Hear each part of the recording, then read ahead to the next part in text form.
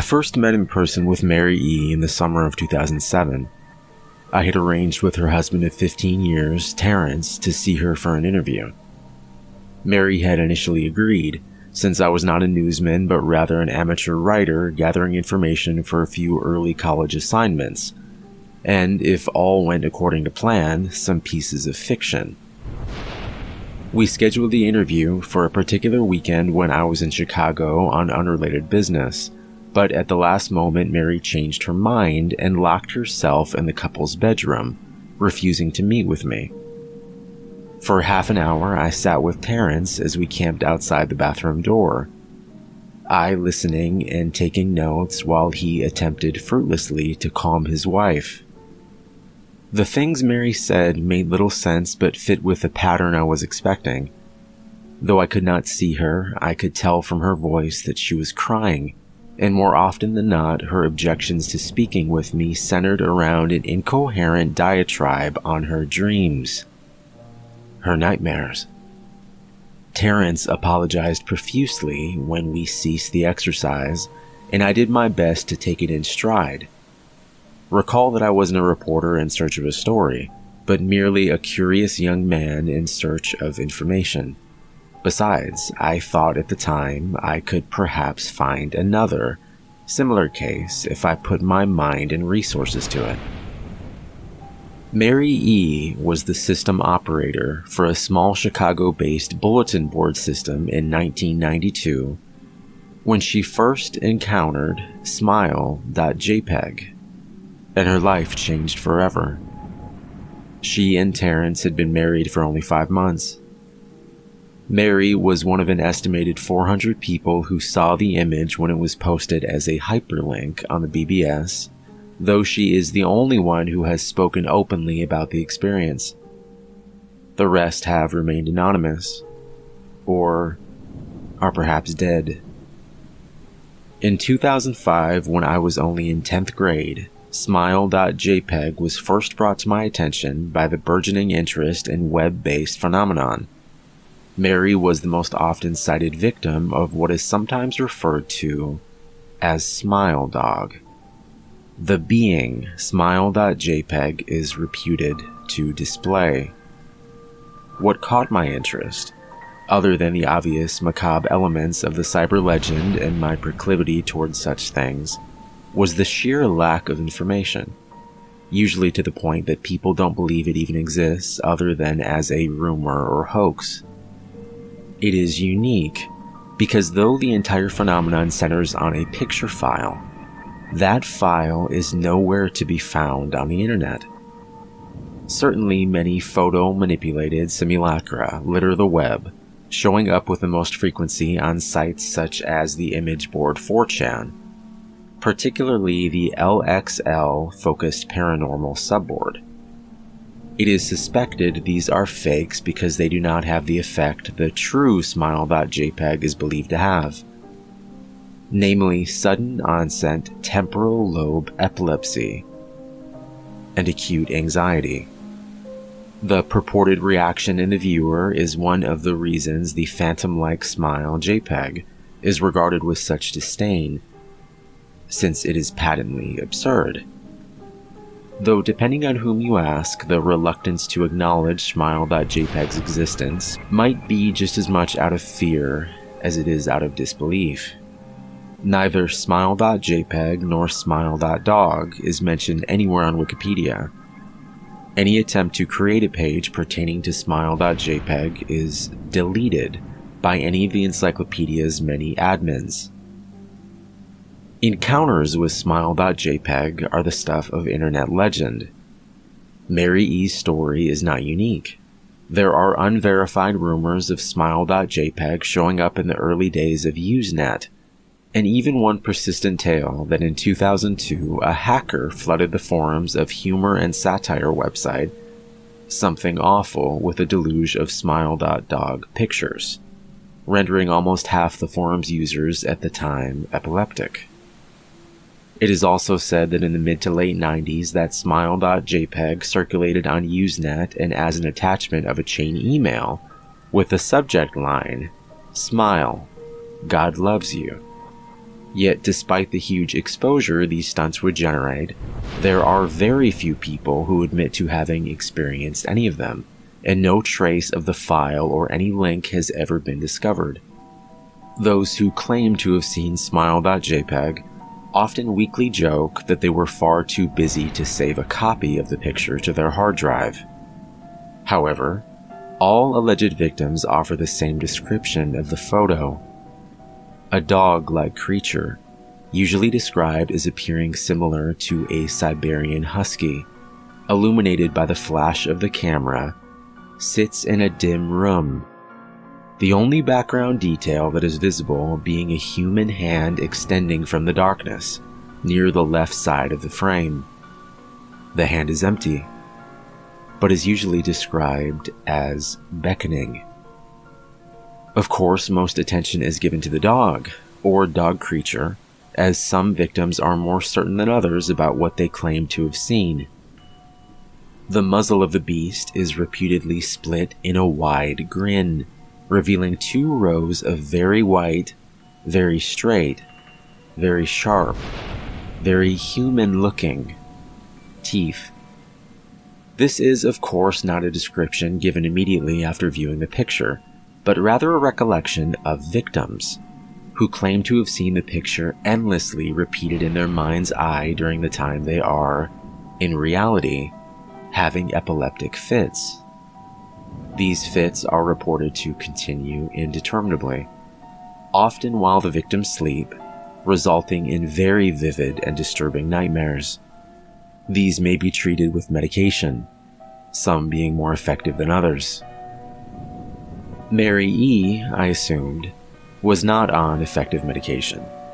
That was why, after my visit to her apartment in 2007, I sent out feelers to several folklore and urban legend-oriented news groups, websites, and mailing lists, hoping to find the name of a supposed victim of smile.jpg who felt more interested in talking about his experiences. For a time, nothing happened, and at length I forgot completely about my pursuits, since I had begun my freshman year of college and was quite busy. Mary contacted me via email, however, near the beginning of March 2008. This is Mary's email. Dear Mr. L., I am incredibly sorry about my behavior last summer when you came to interview me. I hope you understand that it was no fault of yours, but rather my own problems that led me to act out as I did. I realized that I could have handled the situation more decorously. However, I hope you will forgive me. At the time, I was afraid. You see, for 15 years I have been haunted by smile.jpg. Smile Dog comes to me in my sleep every night. I know that sounds silly, but it's true. There is an ineffable quality about my dreams, my nightmares, that makes them completely unlike any real dreams I have ever had. I don't move and I don't speak. I simply look ahead, and the only thing ahead of me is the scene from that horrible picture. I see the beckoning hand, and I see Smile Dog. It talks to me. It is not a dog, of course, though I am not quite sure what it really is. It tells me it will leave me alone if only I do as it asks. All I must do, it says, is spread the word. That is how it phrases its demands. And I know exactly what it means.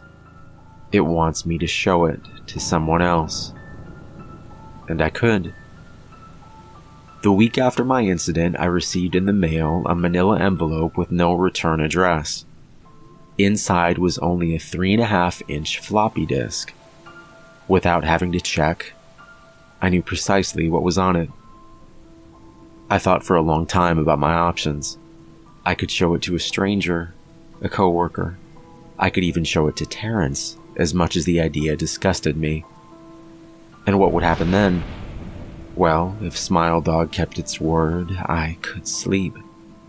Yet if it lied, what would it do? And who was to say something worse would not come for me if I did as the creature asked? So I did nothing for 15 years, though I kept the diskette hidden amongst my things. Every night for 15 years, Smile Dog has come to me in my sleep and demanded that I spread the word. For 15 years I have stood strong, though there have been hard times. Many of my fellow victims on the BBS board where I first encountered Smile.jpg stopped posting. I heard some of them committed suicide. Others remained completely silent, simply disappearing off the face of the web. They're the ones I worry about the most. I sincerely hope you will forgive me, Mr. L, but last summer when you contacted me and my husband about an interview, I was near the breaking point. I decided I was going to give you the floppy disk. I didn't care if Smile Dog was lying or not. I wanted it to end. You were a stranger, someone I had no connection with, and I thought I wouldn't feel sorrow when you took the disk as part of your research and sealed your fate. Before you arrived, I realized what I was doing. I was plotting to ruin your life. I couldn't stand the thought, and in fact, I still cannot. I am ashamed, Mr. L, and I hope that this warning will dissuade you from farther investigation of Smile.jpg. You may in time encounter someone who is, if not weaker than I, then wholly more depraved. Someone who will not hesitate to follow Smile Dog's orders. Stop while you are still whole. Sincerely, Mary L. Terrence contacted me later that month with the news that his wife had killed herself. While cleaning up the various things she'd left behind, closing email accounts and the like, he happened upon the above message. He was a man in shambles. He wept as he told me to listen to his wife's advice. He'd found the disc, he revealed, and burned it until it was nothing but a stinking pile of blackened plastic. The part that most disturbed him, however, was how the disc had hissed as it melted, like some sort of animal, he said. I will admit that I was a little uncertain about how to respond to this. At first I thought perhaps it was a joke, with a couple belatedly playing with the situation in order to get a rise out of me. A quick check of several Chicago newspapers' online obituaries, however, proved that Mary E. was indeed dead. There was, of course, no mention of suicide in the article. I decided that for a time at least, I would not farther pursue the subject of Smile.jpg, especially since I had finals coming up at the end of May. But the world has odd ways of testing us. Almost a year after I'd returned from my disastrous interview with Mary E., I received another email. Hello. I found your email address through a mailing list. Your profile said you were interested in Smile Dog. I have seen it, and it isn't as bad as everyone says. I've sent it to you here. Just spreading the word. That final line chilled me to the bone. According to my email client, there was only one file attachment, called Naturally, Smile.jpg. I considered downloading it for some time. It was most likely a fake, I imagine. And even if it weren't, I was never wholly convinced of Smile.jpg's peculiar powers. Mary E.'s account had shaken me, yes, but she was probably mentally unbalanced anyway. After all, how could a simple image do what Smile.jpg was said to accomplish? What sort of creature was it that could break one's mind with only the power of the eye? And if such things were patently absurd, then why did the legend exist at all? If I downloaded the image, if I looked at it, and if Mary turned out to be correct, if Smile Dog came to me in my dreams, demanding I spread the word, What would I do? Would I live my life as Mary had, fighting against the urge to give in until I died? Or would I simply spread the word, eager to be put to rest? And if I chose the latter route, how could I do it? Whom would I burden in turn? If I went through with my earlier intention to write a short article about smile.jpg, I decided I could attach it as evidence. And anyone who read the article, anyone who took interest, would be affected. And even assuming the smile.jpg attached to the email was genuine, would I be capricious enough to save myself in that manner?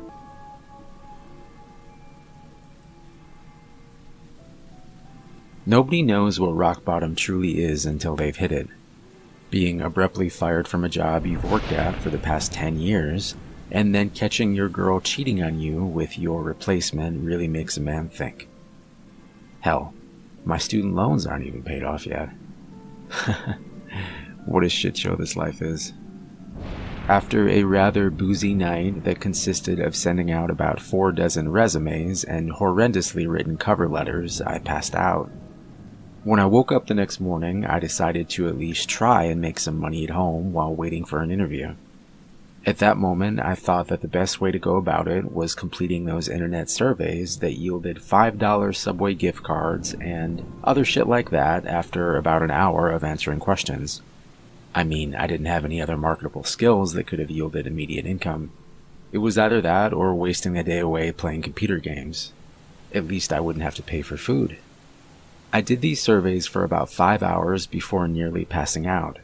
It was way more excruciating than I'd originally anticipated. At the end of those 5 hours, I'd accumulated about $45 in cash and gift cards. $9 an hour. Not like I was making much more than that before.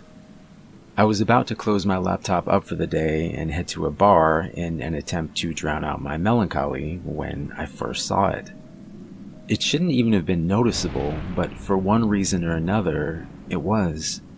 At the bottom corner of the website that I was on existed a tiny, singular advertisement. Maybe it was the simplicity that got me.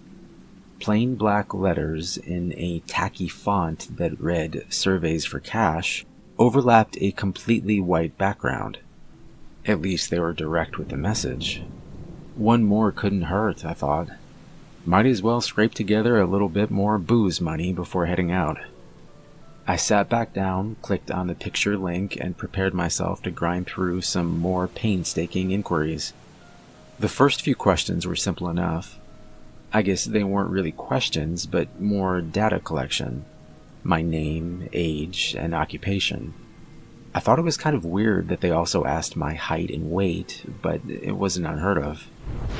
The first real question was a different story, though. I must have stared at it, eyes wide and mouth agape, for God knows how long. What the actual hell? In plain English, this is what popped up on my screen. How strong is your urge to currently look behind you? There were 5 options below, ranging from not at all to overwhelming. There was no feasible reason why I should have been afraid at that moment, but I was. I tightened my breathing, trying to make out any subtle noises behind me. There were none. After maybe about 5 minutes, I worked up the courage to look. There was nothing. I sighed in relief and scoffed at myself at the same time. This must have been some kind of joke. However, I decided to entertain it, answering neutral and clicking on to the next question. This is what it read. Why would you look behind you? I smirked. Funny. Before simply typing in a "I don't know" in the response box and once again clicking next. This was the third question. You're on a plane. Apart from you, there is only one passenger who is sitting somewhere behind you.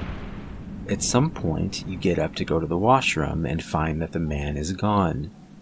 You check to see if he is in the only bathroom on the plane, but he isn't. What do you do? Again, I must have stupidly stared at it for nearly 10 minutes. Was this some kind of obscure personality test? I mean, it must have been, right? Right? I put the same answer that I used for the last question. I don't know. It was true. I didn't know. How was I supposed to answer this shit? I click next again, now more intrigued than anything. The fourth question went like this. You wake up in woods unfamiliar to you. It's nighttime, and the moonlight provides you with only slight visibility. About 30 feet away from you, there is a small, dimly illuminated cabin. The door is open, and a smiling woman is motioning for you to come in. Do you go? Explain why. The question wasn't necessarily weirder than the last one, so my conjecture that this was some kind of odd personality test was still feasible. I actually made an attempt to answer this one, something along the lines of going into the cabin because there's simply nowhere else to go. Once again, I click next. Probably shouldn't have. The questions started getting really messed up. They weren't too gory or explicit, not anything like that. They were just stranger, weirder, more psychologically disturbing. If you're wondering why the hell I kept going, I can't really give you an explicit answer to that. I just felt like I had to. It was an esoteric, creeping sensation that I can't quite explain away. But I could never shake it, so I just went on. Some of the questions that stood out were, suppose that you wake up one night to find an elevator in your house.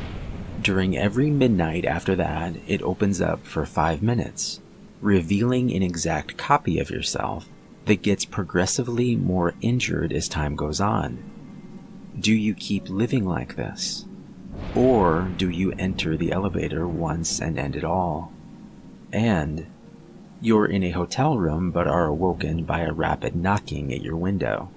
You peek through the blinds, seeing what appears to be a man missing both his eyes. He puts his mouth to the glass and tells you to kill the woman in the bathroom immediately. Do you listen to him? This was one of my least favorites. You are watching home videos with your mother. One of the tapes include footage of her being murdered by a masked intruder. Your mother simply laughs at this footage without saying anything. In your opinion, is this a cause for concern? In addition to this insanity-inducing shit, there were some rather disconcerting events happening in real life as well. I received a knock at the door about 30 minutes in. I look through my peephole to find a guy standing there, frantically shaking his head and mouthing no, while making direct eye contact with me. He looked terrified. Obviously, I didn't open up. I received about 10 phone calls from somebody named the Auditor on my caller ID.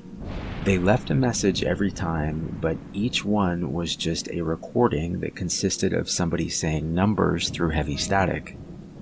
Actually, it sounded more like screaming now that I think about it. About an hour into this thing, I was on the verge of a mental breakdown. I was petrified of looking behind me, even though there was no indication that anything should have been there. I heard some soft scratching coming from my vent at one point. So I moved my couch under it. Eventually, I reached what appeared to be the end of the survey. However, it wasn't a question. It was simply a statement. Don't let them in. They're not to be trusted. Almost as if it were on cue, I heard more knocking at my door about 5 seconds after reading this. As slowly and silently as I could, I moved over and looked through the peephole once again. It was a different person than the one I'd seen earlier. She was a woman looking to be in her mid-20s. She was wearing a thick blazer despite it being around 90 Fahrenheit outside. She was also wearing sunglasses, so I could never tell where she was actually looking. She eventually took a piece of paper out of her pocket and slipped it under the door. I read the note. It's lying. Leave your apartment immediately. It's been about half an hour since. I can't bring myself to look at the computer screen nor at the woman outside. She's still there. I can see the shadows of her feet from underneath my door. I heard my bedroom window open a few minutes ago, but I've since jammed the door shut with a chair. I can hear some kind of distorted muttering coming from behind it now. Maybe rock bottom wasn't so bad. But what the hell am I supposed to do here?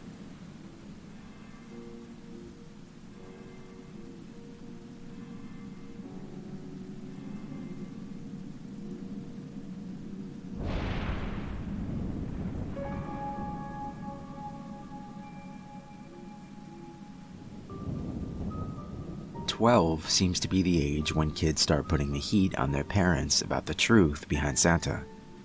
I was certainly no exception to this rule. How were Santa's elves able to make that video game I wanted in their workshop? I thought Nintendo owned Mario. Or how about the ever-infamous visiting every house in one night question? Did the Jolly Man own some type of time-extending device? Or perhaps the most obvious question of all, how could he have lived for so long? A lot of people say he trains apprentices who take his place every few decades. Others claim he's just immortal. As for everything else, magic seemed to be the universal lie everyone had agreed on. Whatever the case, I just went with the conclusion that it was my parents' doing. Of course, they deny it and claim ignorance if I confronted them, but it wasn't enough to dissuade my beliefs. So one Christmas Eve, when I couldn't sleep, as these questions danced among my dreams of sugar cereals and new games, I decided to investigate the noises coming from my living room. This time, surely, I would catch my dad or mom in the act of stowing presents under the tree. At least then they'd let me in on the truth. But as I entered the living room, I saw a man before me that I did not recognize. He was dressed in red and white, with a slightly overweight body, and he wore a stringy fake white beard. His hair, or what remained of it, was graying around the edges of his classic Santa hat, and his eyes were wide with fright as he dropped a present under the tree. Being the intuitive youth I was, I came to one of two conclusions. Either this was a home invader stealing my family's gifts, or this was the real Santa. I opened my mouth to scream, but the man rushed towards me and covered my mouth. "Shh, shh," he said, putting a finger to his mouth, trying to smile. Tears began to roll down my cheeks. I was petrified of this man. Then, slowly, he took back his hand and extended it towards me. "It's all right there, little one. You know who I am, right?" I nodded, not shaking his hand back. The trembling man nodded as well, then grabbed an empty sack lying on the floor and gestured to the tree. "Look, see, I bring gifts. Now run along to bed, or I might have to put you on the naughty list. Ho, ho, ho." He started drifting towards the deeper, hearty voice, normally associated with Kris Kringle, but I wasn't fooled. Regardless, I wiped my eyes and began to step back from the living room, trying to create some distance between me and the stranger. The man simply watched, wiped his brow, and proceeded to approach the fireplace. I stopped and observed, confused as to how he was going to leave my house, but a blast of green flames erupted from the chimney, and the man fell back to the floor. I couldn't see his face, but I'm certain it was twisted in fear like my own. A massive, bony hand spawned from the fire, and the arm that followed was draped in raggedy fur. Then another arm, and then the skull of some wild creature with two large horns followed, nearly as large as the fireplace itself. The bones popped and snapped as it slammed its hands onto the floor. The entire monster was engulfed in the flame, yet it did not seem to burn anything in the house. Eddie, the monster declared, speaking to what I guessed to be the man on the floor. No. I did my part, see? 10,000 houses, just like you said, right? 10,000, I did my part.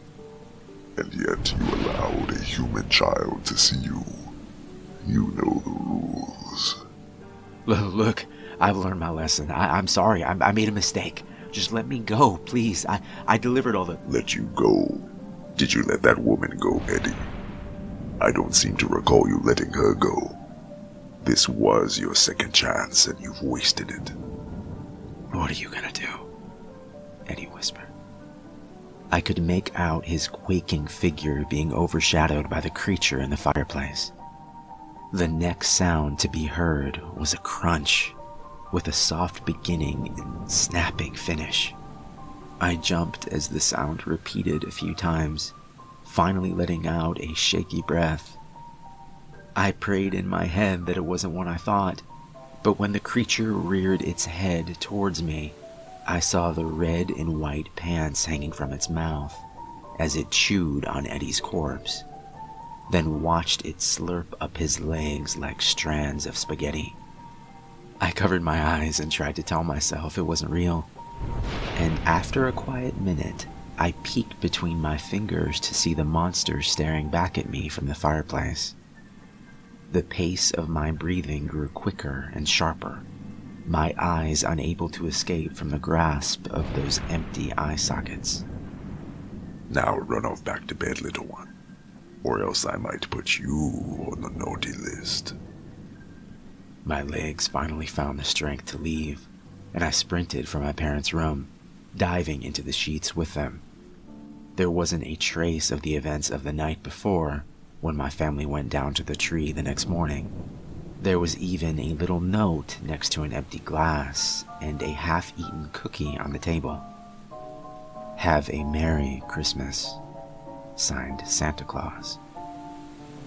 As much as I tried to take in the warm, comforting atmosphere that came with Christmas Day, I couldn't stop watching the fireplace, terrified that the monster would return. At the least, now I knew the truth about Santa Claus.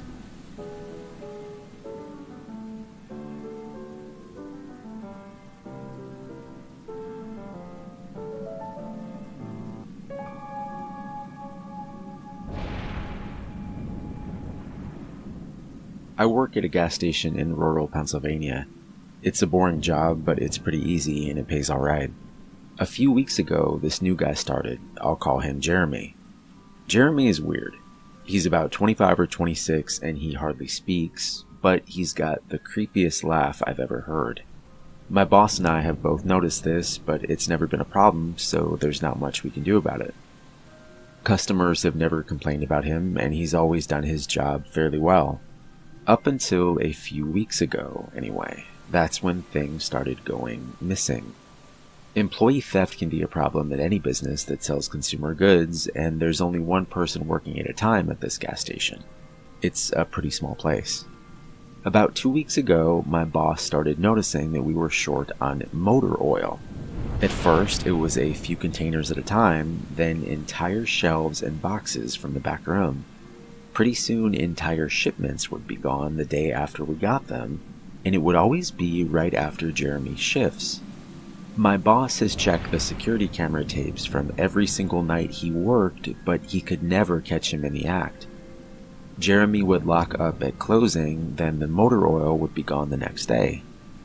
My boss usually takes the tapes home with him to try and catch Jeremy stealing, but his daughter had a softball game last night, so he asked me to watch the tape for him. He offered to pay me overtime under the table, so obviously I took that offer. There are 3 cameras, so he gave me 3 different tapes to check. I figured it would be a long night, but I'm trying to save up for vacation, so I really needed the money.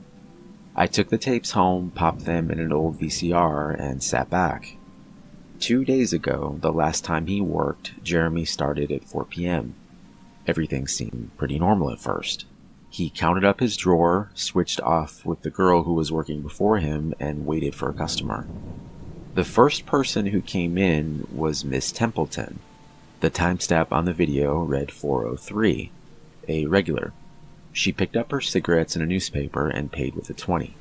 Nothing unusual there.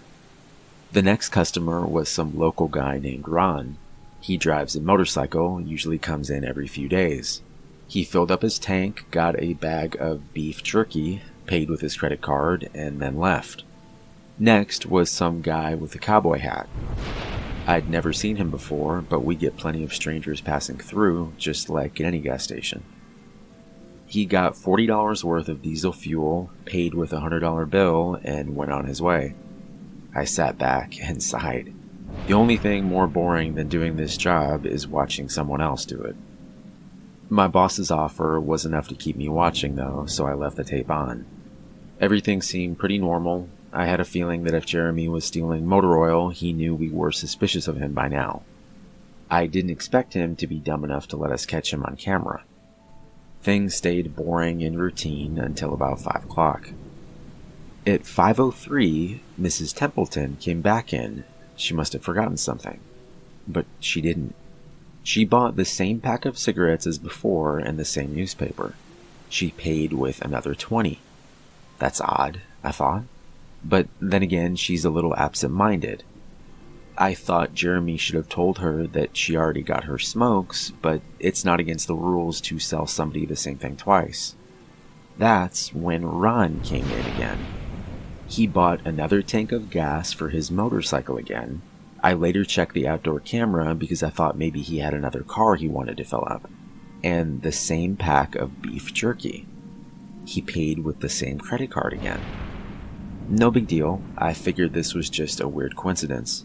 Miss Templeton is forgetful, and Ron probably owns more than one Harley. That's when the guy in the cowboy hat came back in. I felt a chill run down my spine. Don't get diesel, don't get diesel. I found myself whispering to an empty living room. But he did. He got $40 worth of diesel fuel and paid with another $100 bill. Every move he made was identical to his first visit, right down to the way he scratched his nose before he walked out. Either this guy is rich, owns a lot of trucks, and just moved into town, or something really bizarre was happening. I kept watching. Every customer for the next hour was the same as before. Every single one.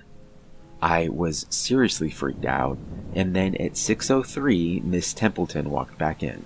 She bought her cigarettes and newspaper again and paid with a 20 again. I thought I was going to lose it. I only watched another half hour before I started fast-forwarding through the rest.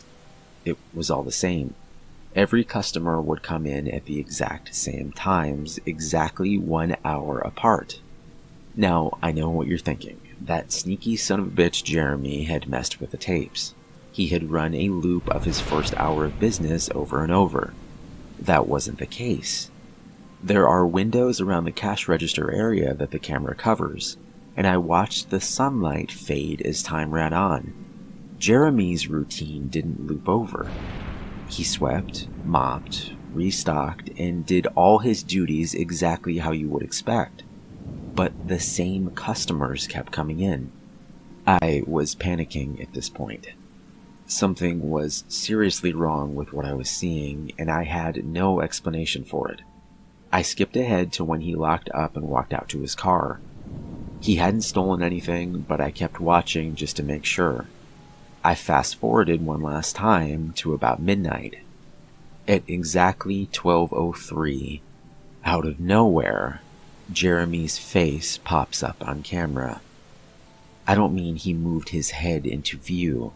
I mean that 1 second the store was empty, the next second his face was all I could see. He wasn't looking at the camera, he was looking at me. I was sure of it. I screamed and fumbled for the remote. By the time I grabbed it, he was gone. One frame he was there, the next he wasn't. My hands were shaking like crazy, but I popped in another tape. The other indoor camera shows the back area by the cash register, and I would be able to see how he got up to put his face in the camera like that. I skipped ahead to 12:03. but there was nothing. I would have been able to see him standing on a chair or something on this tape, but he wasn't there. I didn't see him enter the store at all after he left. It's like he really wasn't there. He doesn't know the security code, and no alarms were triggered that night after he locked up. What I did see, however, was that at 12:03, the motor oil vanished off the shelf. All of it. Same as Jeremy's face. 1 second it was there, and the next it wasn't. I turned the tape off and went to bed, but I didn't get a wink of sleep. My body is exhausted right now, but my mind is racing. That tape was undoubtedly the creepiest, most disturbing thing I've ever seen in my life. I work in a few hours. My boss asked me to bring the tapes back in and let him know what I found. But really, what the hell am I going to say? Jeremy works the night shift tonight, directly after me, and the plan is for my boss to come in just before I leave and confront him with me, as I'm supposed to be the one who caught him stealing. I have no idea what I'm going to do. I suppose I'll have to show my boss the tapes, but I don't want to watch them with him. I never want to see something like that again. I can't get the image of Jeremy just smiling directly into the camera out of my mind. It was the creepiest look I've ever seen on another human being's face. Anyway, I'm gonna try again to get some last minute sleep before I have to go in and deal with this. I'll let you guys know what happens. Update, 2:49 p.m. Updating from my phone, apologies in advance for errors. My boss just finished watching the last of the tapes. I told him what to expect, but you can't really prepare someone for something like that. He's scared shitless. I still am too. And Jeremy is due to come in at 4. We've got a little over an hour to get our shit together, but neither of us knows what to say to him. Maybe he's just some jacked up guy who likes to steal motor oil and scare the shit out of people. Or is he something else? I don't know if this is crazy, but does anyone think he could have anything to do with the time loop? My boss said he never noticed anything like that in the other tapes, but the way he popped up in this one made me think he knew I would be watching. It's like he wanted me to see what he could do. Like he was showing off or something. The way he smiled into the camera was like a little kid showing you a sandcastle they just built or something. I don't know. I probably sound crazy. I sure feel the part. I'm going to talk to my boss some more. We have to calm ourselves down and figure out how to handle this. I'll update again tonight, but I have a really bad feeling about how this is going to play out. Update, 4:33 p.m. No sign of Jeremy.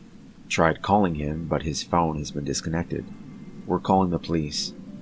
Update, 5:33 p.m. No sign of Jeremy. Tried calling him, but his phone has been disconnected. We're calling the police. Update, 6:33 p.m. No sign of Jeremy. Tried calling him, but his phone has been disconnected. We're calling the police. Update, 7:33 p.m. No sign of Jeremy. Tried calling him, but his phone has been disconnected. We're calling the police. Update, 8:33 p.m. No sign of Jeremy. Tried calling him, but his phone has been disconnected. We're calling the police. Update, 10:58 p.m. Holy shit. Holy shit, holy shit, holy shit. I just got home and saw my previous updates. Things make less sense now than ever. Here's what I can tell you. I went to work, Jeremy never showed up, my boss and I decided to call the police, as you're well aware. When I picked up the phone to call though, the sun went out. I shit you not, that's what I thought happened. Apparently I blacked out for exactly 5 hours, because when I looked at the clock, it was 9:33. I think I got stuck in Jeremy's time loop, and then I snapped out of it at the exact point I blacked out, if that makes sense. But that's when things got really weird. My boss was right next to me when I blacked out, ready to corroborate my story to the cops. When I came to, the phone was in my hand, but it was dead. Not even a dial tone. My boss was still right there, but he wasn't moving. He was standing up, but frozen. I looked at the clock again, and it wasn't moving. The second hand was stuck on the 12. It was 9:33 exactly. The clock on the register wasn't moving either. My phone was frozen. There was even a customer at the register waiting for my boss to get him cigarettes. I'm betting that would have been his 5th pack of the day. I got the hell out of there. Didn't lock up, didn't turn the lights out, and sorry guys, I didn't grab the security tapes to upload on the internet. Believe me, that was the last thing on my mind. The gas station is on a major highway, and cars were parked all along it. Except they weren't parked. They were frozen. The people inside were sitting still like wax statues. I got in my car and prayed that it would start. Thankfully it did. About halfway home, time started up again. The static from the radio turned into music like it's supposed to be. And from what I could tell by listening to the host talk in between songs, no one noticed the time freeze. Or whatever it was. I was the only one. Well, I'm sure Jeremy noticed as well. I still have no clue where he is or what he's doing. I'm hiding in my room and calling the police again in the morning. I don't know if I ever got through to them before, or if I did, whether they took me seriously. I'm scared for my life at this point. I'll update tomorrow, if I can. Final update, 10:33 a.m. I finally fell asleep last night around 4. I have no idea how I did it. I guess exhaustion finally got the best of me. This morning, I woke up to my phone ringing. It was my boss. He'd been calling me since about 6. He woke up when time turned back on last night and immediately called the cops. They came by to see what was wrong and he told them everything. The police around here are all small-time guys. They were more concerned with the missing motor oil than anything, but my boss figured he would take it as long as he had their attention. They decided to go looking for Jeremy. We keep all our employees' applications on file, and since Jeremy just started working here, his was easy to find. They checked the address on it and headed over to his house. You're not going to believe what they found. The address Jeremy listed on his application was an empty lot, or at least now it is. There used to be a house there, but it burned down in 1993. Being a small town, almost everyone remembers that fire. A family of 4 used to live there way back when. Rumor has it that they had an estranged son who they never really talked about, but I can't say for sure if that's true. What I can say is true is that after an insurance investigation, the fire was ruled an arson. The entire house was soaked in oil and torched with a Molotov cocktail. The entire family was sleeping when it happened. None of them survived. They never caught the guy who did it. Rumor has it that when they tried to contact the estranged son, no one could find him. Anyway, my boss called and told me this, and I freaked out. Then he asked me to come to the gas station. "What are you, crazy?" I said. But he assured me that the cops were there with him. Then he dropped a bomb. The FBI were also in town, and they were going to talk to me one way or another. So I might as well come in. It was about 7:15 and I wanted to go back to bed, but I figured I wouldn't be able to sleep much more anyway, so I went down. 4 men in suits greeted me and told me to have a seat. We went over everything 2 or 3 times until they got all the details down. I told them about Jeremy, the security tape, last night at work, everything. Finally, after I finished, one of the agents said, "Oh Christ, we've got another one on our hands." Then they made me sign a bunch of papers saying I wouldn't tell anyone about what happened, so I can't say much more. I might be breaking the law just by posting this. So now I'm home. I'm not sure what to do with myself. That agent's words when I told him the story are going to haunt me the rest of my life. Anyway, I've got to go. I have some errands to run today, and then I have to go into work to pick up some tapes. My boss and I think this new guy Jeremy, who's a complete creep, is stealing motor oil, and I have to watch the security footage to see if I can catch him doing it. I have better things to do, but my boss is paying me overtime, under the table, and I'm trying to save up for a vacation, so I could really use the money. It should be pretty simple. The oil always goes missing right after his shifts. I figure I'll just watch the tapes, catch him in the act, and that will be that.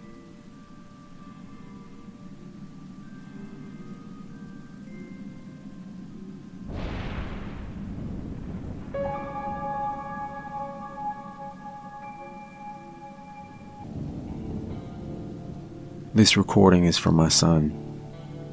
I never thought I would tell you these stories, but Doc says I don't have much time left. And you should know where you come from. Not everything in this world is as it seems. When I was a boy, your great-grandfather Chester decided he was going to teach me the value of a hard day's work. A man's work, he called it. My father was out of town. His brother had become ill, and my father had gone to help him. Mother wasn't thrilled with the idea of me going down into the mines, but she trusted my grandfather Chester. She gave me a hug, stared up at Chester, and told him to keep a close eye on me. He laughed and told my mother, "He'll be fine. I won't let nothing happen to the little fella. A day's work will be good for him." My mother watched as my grandfather and I walked down the dirt road towards town. There, we would catch a ride up to the old Quinnamont mine. It was one of the oldest coal mines in West Virginia, and my grandfather had been working there since before I was born. Asking him if it was safe, he chuckled and replied, "Nothing in this life is safe, but you're my blood, and while I'm still breathing, I'll always protect you." He put his hand on my shoulder and smiled as we walked towards the elevator. "We were waiting on you," a friend of my grandfather said. A big man whose name I can't remember stood outside and closed the sliding grate, securing the elevator. With a clattering, the elevator lurched, then began its squeaky descent down into the earth. As the cage was lowered, I watched the rocky walls. They seemed to rise up slowly towards the surface. Looking around, I noticed there were 4 of us in total. My grandfather, another strong-looking man named Williams, and a tall young man in his early 20s. I think his name was Johnny. They all carried a wooden pickaxe and wore shiny helmets with a light on top. Adjusting mine, my grandfather fit the strap tightly under my chin. "Make sure you keep that on," he said. Finally, with a loud jolt, we reached the bottom. I followed the 3 men out into the darkness. The walls were lined with lights every 15 feet or so, but it was still very dim. People that have never been down that far don't understand what real darkness is. If those lights were to go out, you couldn't even see your hand in front of your face. There were 2 main tunnels. Williams and Johnny took the one to the left, and my grandfather and I went to the right. As we walked, I noticed cracks and crevices on the far side of the wall. Some were 6 feet wide at the bottom. I tried to see how far back they went, but I could only see darkness.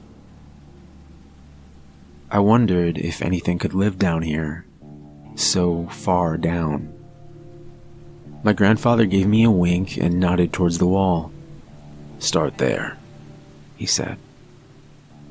Smiling back, I began to chip away.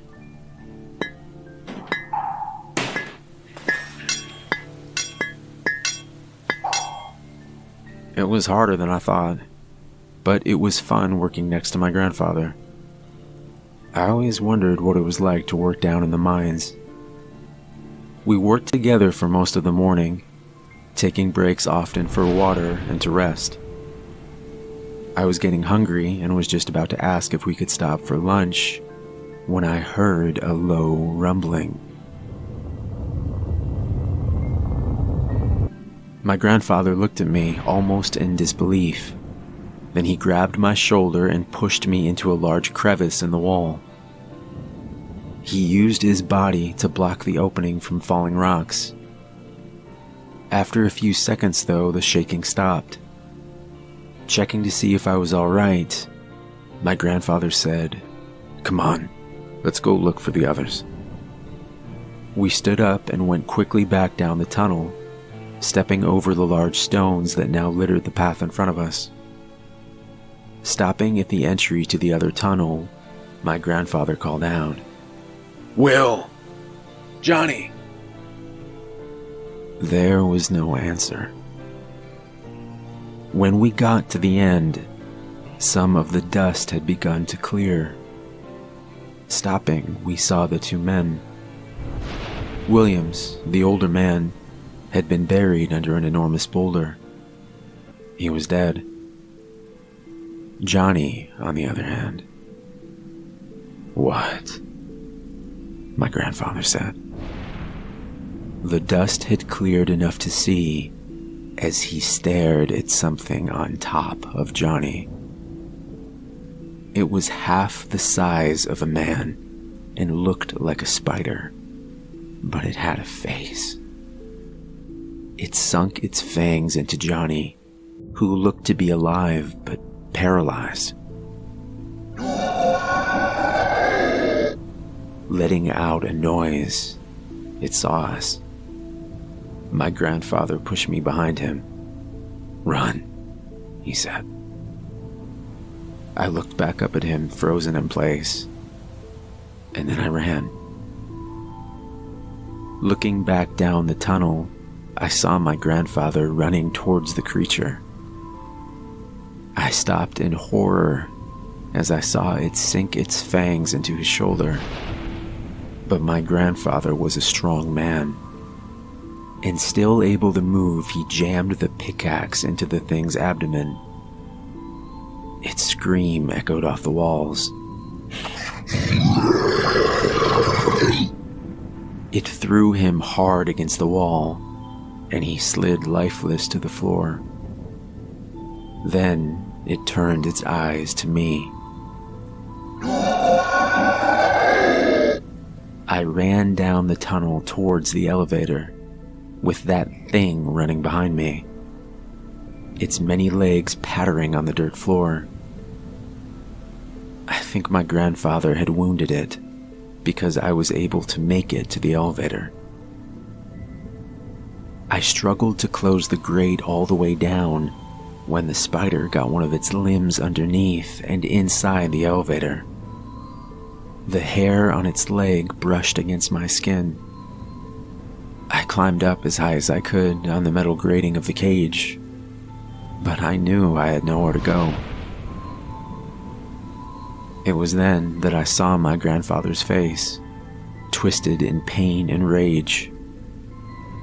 He jammed the pickaxe into its neck.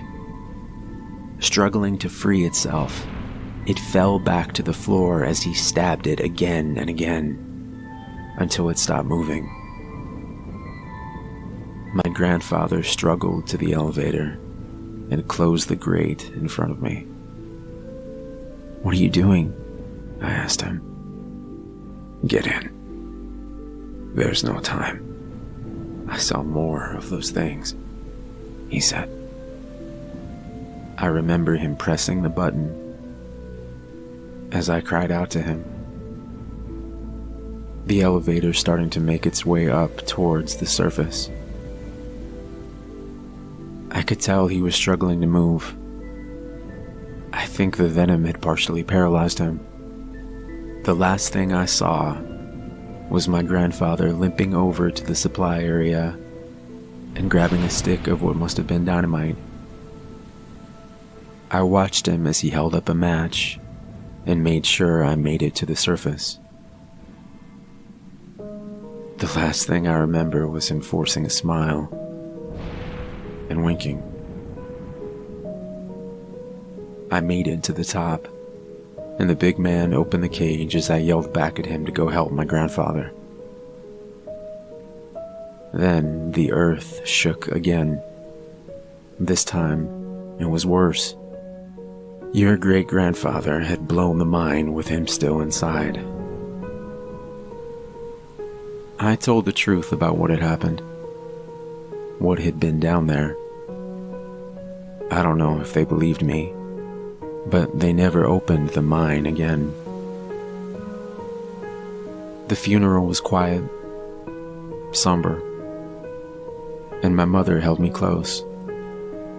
I still think she believed me. Grandfather had been good to his word. He had kept me safe. I have a feeling he may have saved the whole town as well. Anyway, I'm rambling. That's what happened. Well, it's the first of many things that happen. If I make it a little longer, I'll record more stories. If this is it, I hope you listen. I'm sorry I can't be there to watch you grow up. Listen to your mother.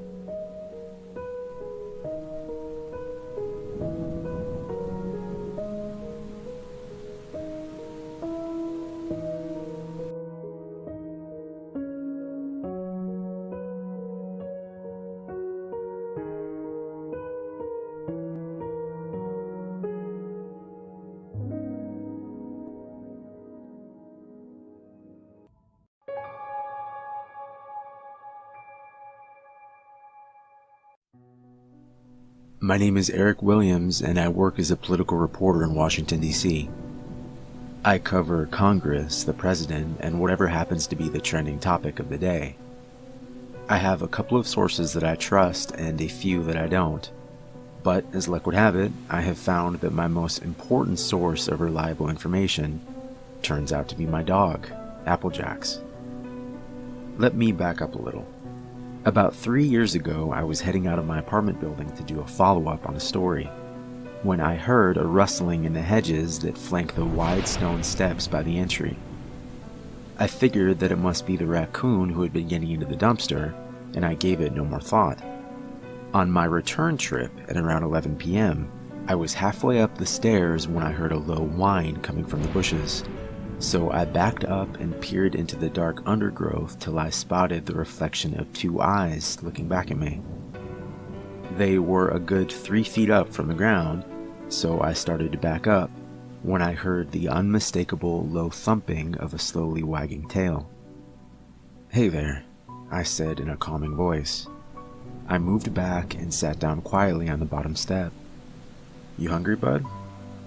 Unzipping my backpack, I fished around at the bottom, but all I could find was an energy drink and an old single-serving pack of cereal, Applejacks. I opened it and set it down on the step next to me. It took a few minutes, but then he slowly stepped out of the bushes and made his way cautiously towards the food. He was big, but I could tell he was less than a year old. He was rail thin and looked like he hadn't eaten in a while. Keeping one eye on me, he gingerly sniffed the Applejacks. Then hunger must have overtaken him and he wolfed down the cereal. He flipped the bag over with his nose, checking to make sure he hadn't missed any. Then he looked up at me. I let him sniff my hand and then slowly gave him a scratch behind the ears. Tail wagging, he climbed onto the same step that I was on. Then he sat down, leaning against me. And that was it. We've been together ever since. I looked online, checked the papers and the local bulletin boards for a few weeks to see if anyone was looking for him. After a while, I stopped checking. Soon, we settled into a routine. I took him out in the morning, then he slept for most of the day. In the evening, we went for a long walk in the park.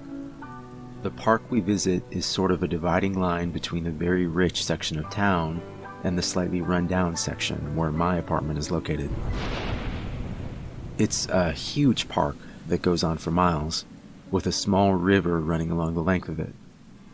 There is plenty of room for him to chase a ball or run around with other dogs, but it quickly became apparent to me that Jax didn't like the company of other dogs. He wasn't aggressive, he just completely ignored them. They would approach him, tail wagging, wanting to play, but he kept his eyes on me.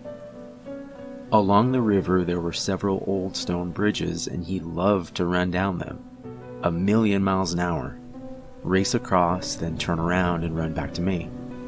This ritual would be repeated at every bridge. I would stand there laughing, urgently calling him back, as if it was a life and death situation. Sometimes he was a little late with the brakes and he would plow into me, landing us both on the ground. Then, one particular Tuesday evening at the park, he crossed the bridge and stopped on the far side. He stood there looking into the woods. He glanced back as if to tell me something. Then he headed straight for the woods. I called, but he kept going. By the time I made it across the bridge, all I could see in the distance was a man kneeling over something on the ground. So I ran. "What happened?" I called out. As I approached, I saw the man had tears in his eyes. There was a golden retriever on the ground in front of him, and Jax was laying with his head on top of the dog's chest. "Did he hurt your dog?" I asked. "No," the man said. "I think he saved him. My dog was having a seizure. They're usually quick to stop if I can calm him down, but this time it wouldn't stop. Not until your dog came and laid down next to him. It seemed to calm him." "Will you be able to get him home?" I asked. "Yes, I'll carry him. We live just over there." He pointed at a large house up on the hill. "Well, I better get him home. Thank you." About a week later, the man with the golden retriever spotted us at the park. He waved and walked over with his dog. It turns out he was looking for us. It turns out his name was Gregory Williams. It turns out he was just elected to the House of Representatives. I am buying Jax a triple cheeseburger on the way home. Maybe two. Since then, Gregory and I met at the park every Tuesday, and we've become good friends. The dogs play together while we talk, and once in a while, he'll give me a heads up on a story. I'm always careful to keep his name out of it. Months went by, and the first Tuesday in December rolled around. We met at the park as usual. While the dogs played, Gregory told me that he was leaving early for Christmas break, taking his family up to a cabin in Colorado. He invited me to come, with Jax, of course. I said that sounded great, but I couldn't take that much vacation time. He told me nothing's happening in DC until after the holidays. "Here." He reached for my phone and entered a number. "That's the phone to the cabin. Get away as soon as you can. Drive up to Colorado Springs and call me. I'll direct you to the cabin. Make sure you bring Jax and anyone else you like. I mean it. Please come. My wife and kids are dying to meet the hero that saved our dog. And you." I laughed. "Okay, I'll try." He looked at me, paused, then said, "If you get there by the 15th of December, I'll give you the story of a lifetime." Then he nodded and walked away. His dog followed behind. I stood there silently watching him go. Back in my apartment, I poured scoops of dog food into Jack's bowl, and I heated up some leftovers for myself. I had an interview tomorrow morning with Senator Susan Collins, the chairman of the Housing and Urban Development Committee, so I sat down on my computer to finalize my questions. I turned on the local news as background noise while I worked. There had been 2 shootings and a robbery nearby. A 10-year-old had gotten lost and then was found safe at a local Walmart, and skywatchers may have a spectacular show in 2 weeks when a comet makes its closest approach on the 16th of December. Jax was sound asleep by the time I finished up and went to bed. I awoke in the morning to a soft beep of a message left on my phone. It was the senator's secretary canceling today's meeting. I called her office to reschedule, but there was only a recorded message saying the senator's office was closed for the holidays. With the morning off, I took Jax for a leisurely walk. Then I caught the train to the Capitol building. I walked over to the congressional offices to see if I could gather some info on an upcoming vote. The guard checked my press ID and nodded. I walked down the quiet hallway to the elevator. Stepping out on the 4th floor, I turned right and stopped. Ahead of me was a long hallway.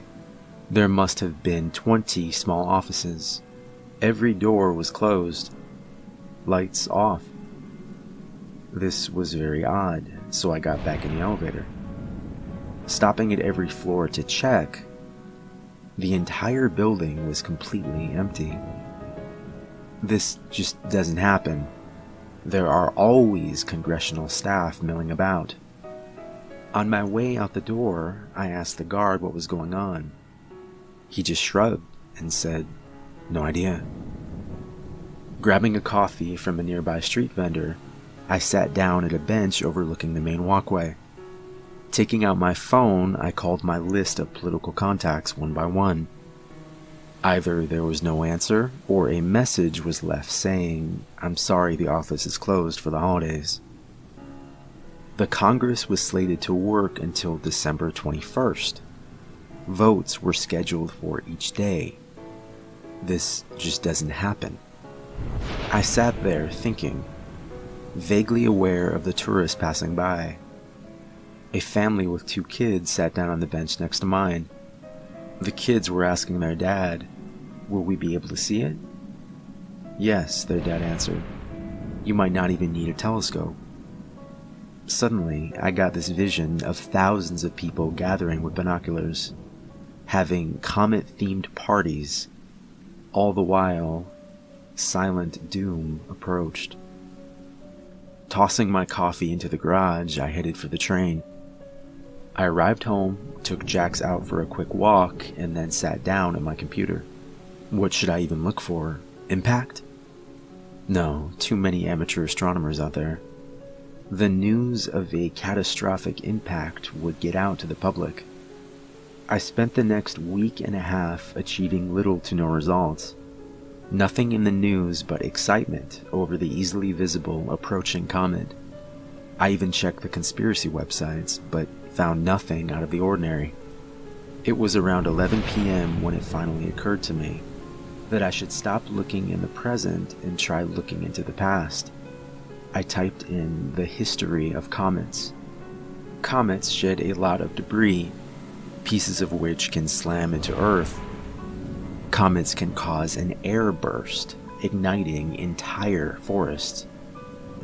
They can also produce a high-altitude haze of particles. A comet is linked to the Justinian plague in 541 AD. It was the first recorded instance of the Black Plague in Europe, when cities struggled to clear the streets of the dead. There was the Comet of the Black Death in 1347. During the winter of 1664, a bright comet was seen in the London sky. The Great Plague ravaged England for the next 2 years. I stopped reading, and I realized that if something was coming, Washington was the last place I wanted to be. It was midnight, the early morning of December 15th. If I threw my stuff in the car and drove straight through to Colorado Springs, with a little luck, we could make it. I looked over at Jax. "Want to go for a ride?"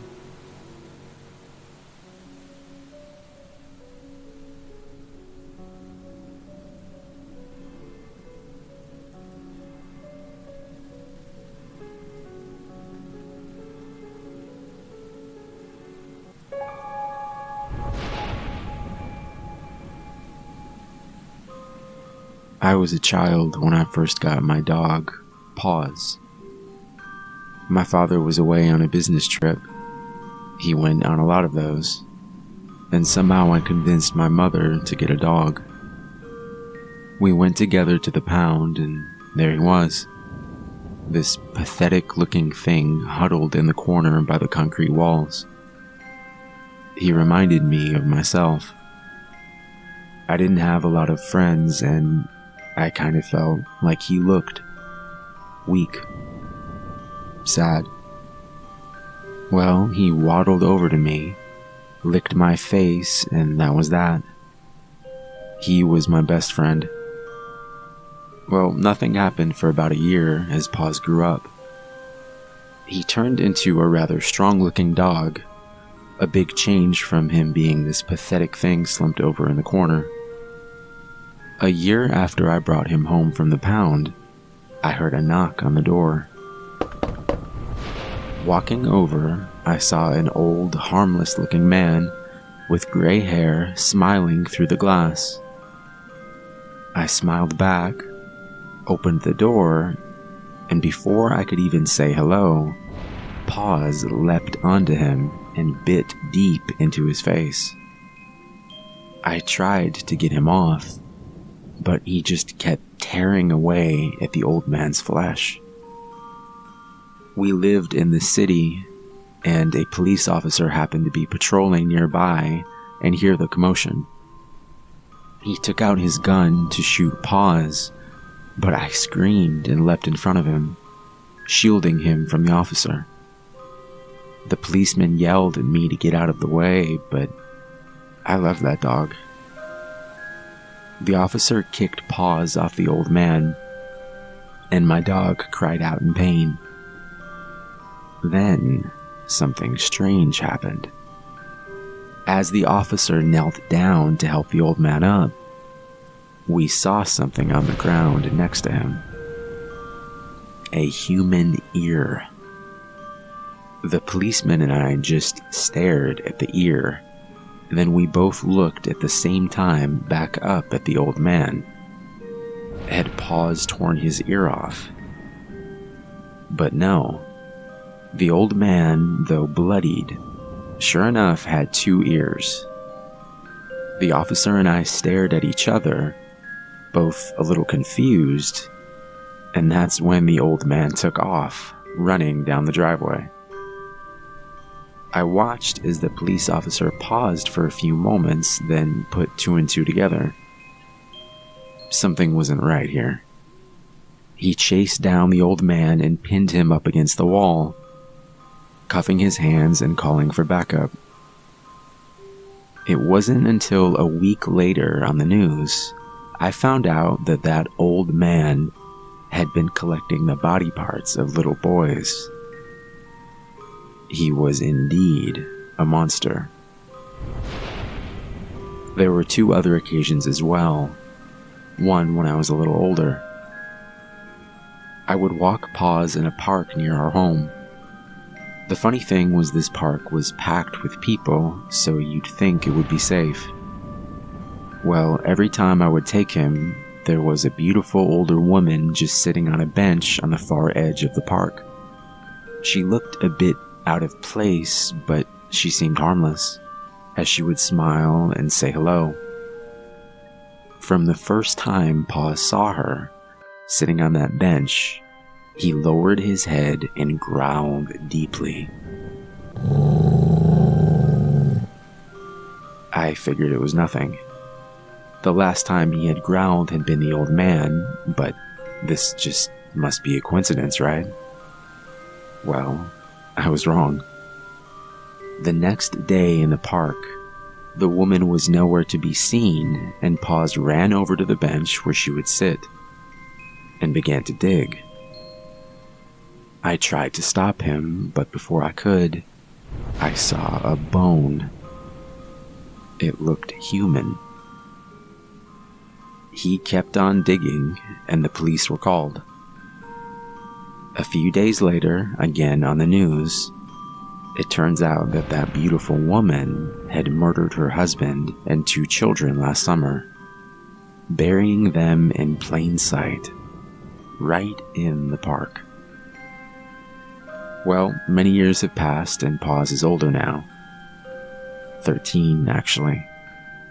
He doesn't walk as well as he used to.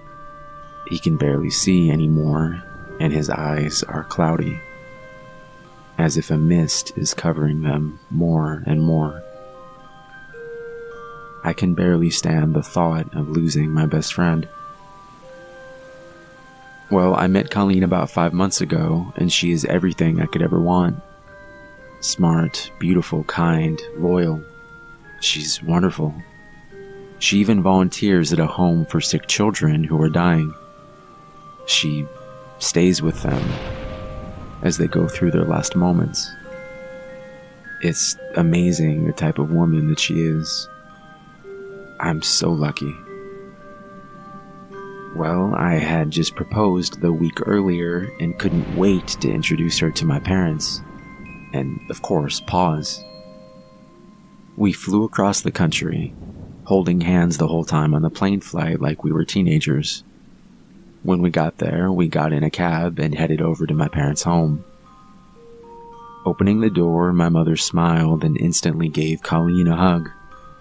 My father walked over behind her, smiling as well, and told her welcome to the family. John has said such wonderful things about you. I asked about Paws, and they said nothing.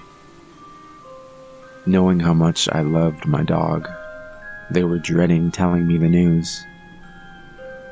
They had taken him to the doctor, and he would have to be put to sleep in the morning.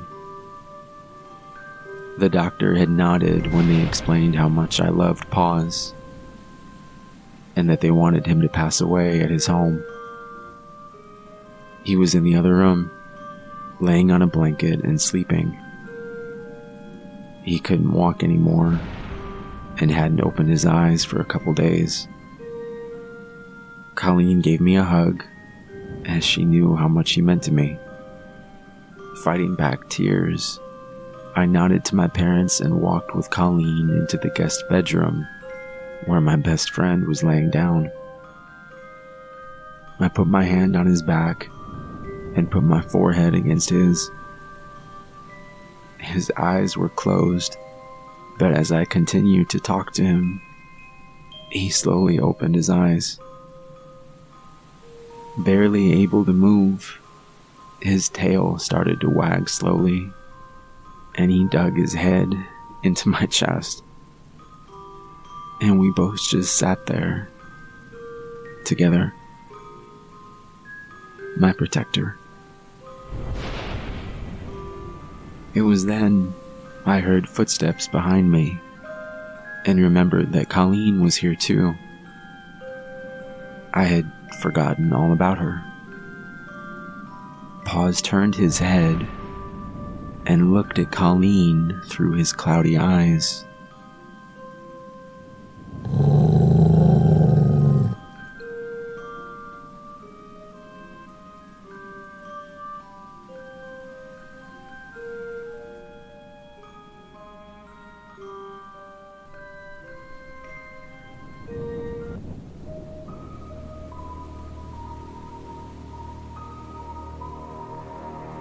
I am recording this in case I don't make it back.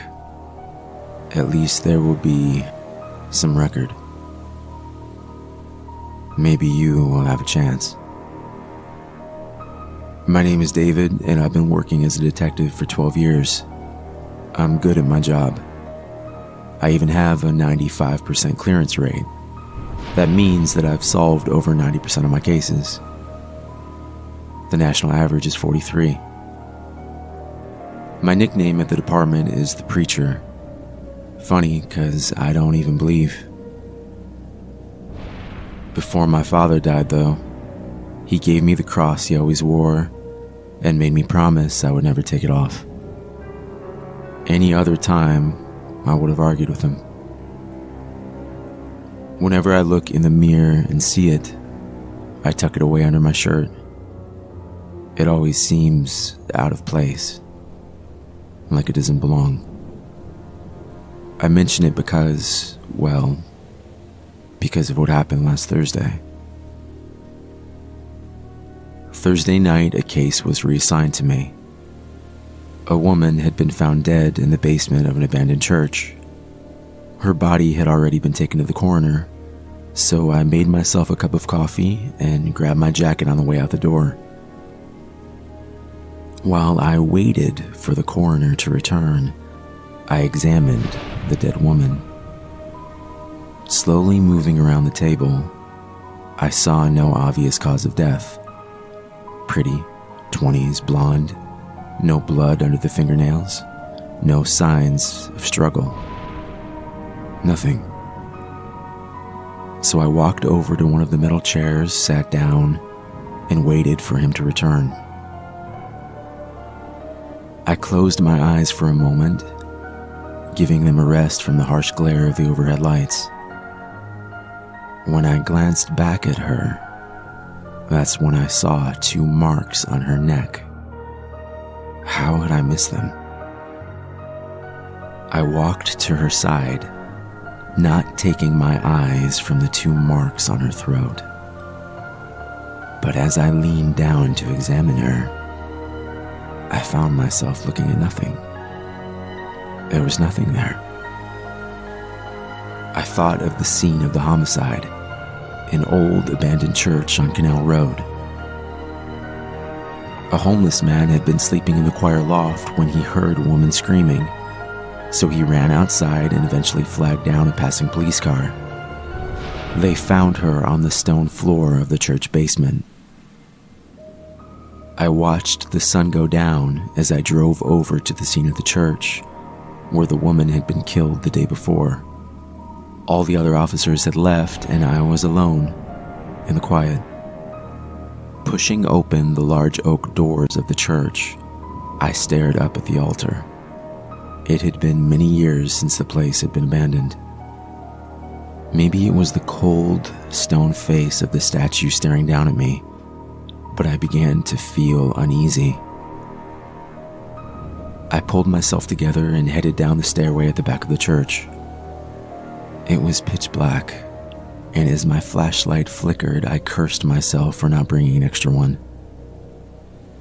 I made my way down the circular stone stairway and found myself in front of a heavy oak door. A large carving of a cross had been scratched out. Pushing the oak door open slowly and with some effort, I peered into the darkness of the basement. Ducking under the caution tape, I saw an old candle and a set of matches nearby. Striking a match, I lit the candle and illuminated the room before me. Although the body had been removed, I could still feel a sense of death around me.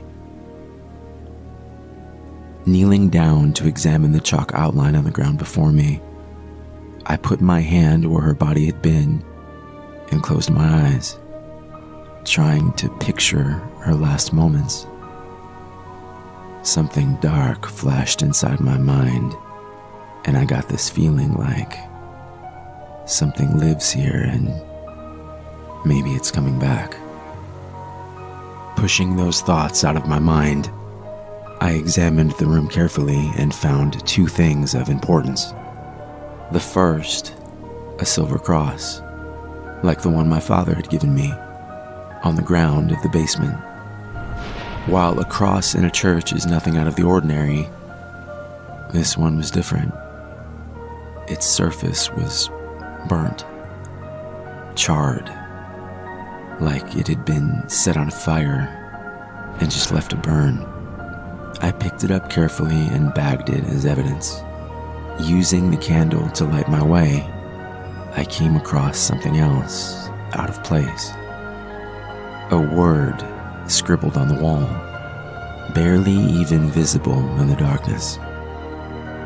I wrote the letters into my notebook. Utarevson. Later that night, back at home, I sat in front of my desk and stared at the burnt cross. Opening up the notebook, I tried to make sense of the letters on the wall. Maybe it had been there for years. Utarevson. As I stared out my kitchen window into the darkness of the forest, it occurred to me that maybe the letters were mixed up somehow. Moving the letters around for a few minutes, I realized I had neglected to do the most obvious thing. Maybe the word was backwards. As I wrote the word out, my excitement was gone as quickly as it had come. A sense of dread came over me as I looked down at my notebook. NOSFERATU. This will be the end of my recording for tonight. I'm going back to the church. I have to. There has to be some explanation. God, I hope I'm wrong. If I make it back, I will record another update. But if I don't, maybe you will be able to pick up where I left off. NOSFERATU. Nosferatu.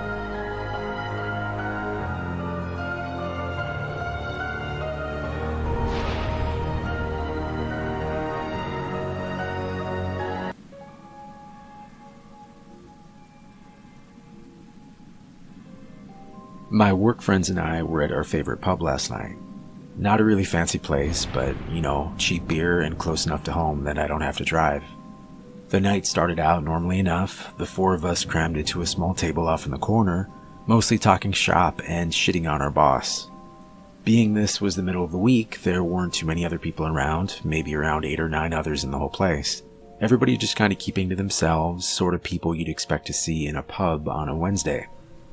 Anyway, from where I'm sitting, I have a pretty good view of the TV behind the bar. Jesse, the bartender, is kind of lazily flipping through channels and passes by our local news channel.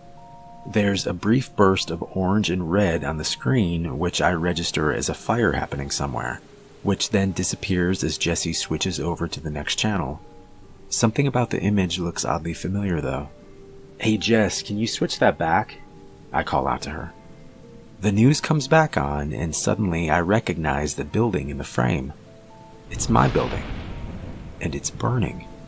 "Holy shit," I say, loudly enough that a few people follow my gaze to the television.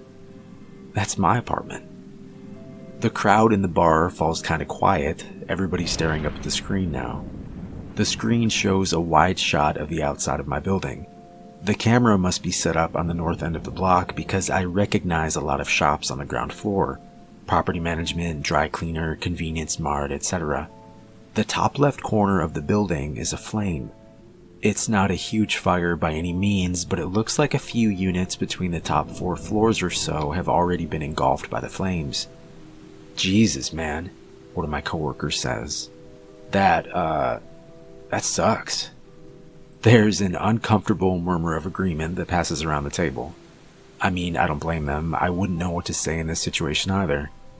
"Yep, I agree," just as awkwardly. Thankfully, my apartment is only about halfway up and located on the west side of the building. I cross my fingers, hoping my stuff will be okay. The camera cuts to a reporter on the scene.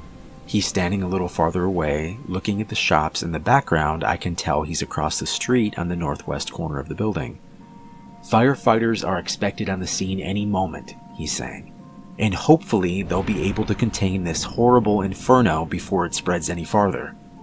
As I was saying before, it's very fortunate that everyone was able to evacuate the building before things got too bad, or who knows what tragic events may have unfolded." "He's really laying it on thick," my other coworkers joked. I chuckle a bit.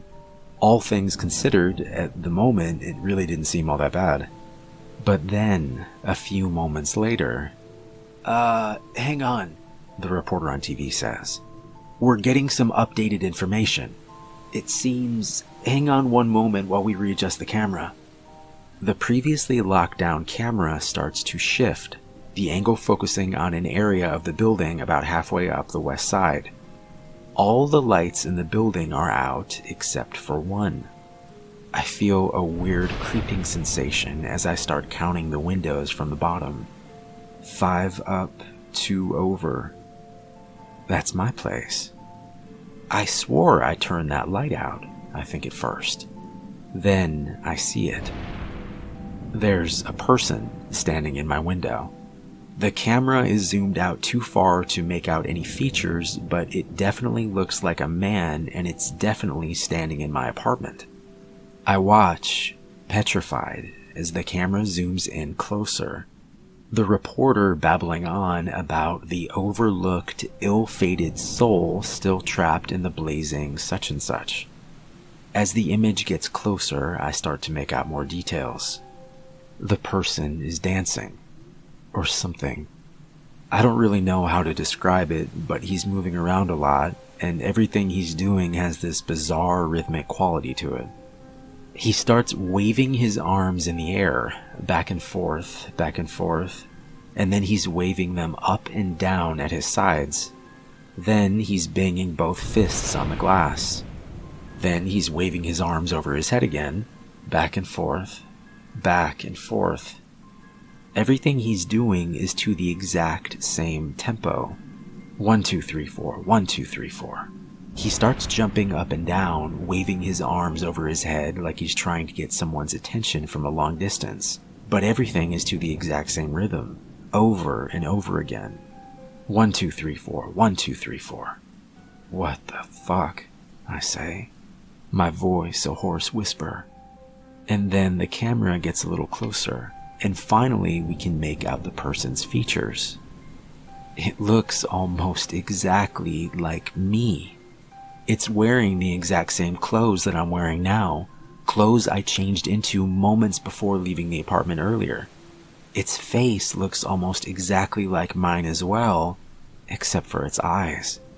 Its eyes are far too big for a normal person.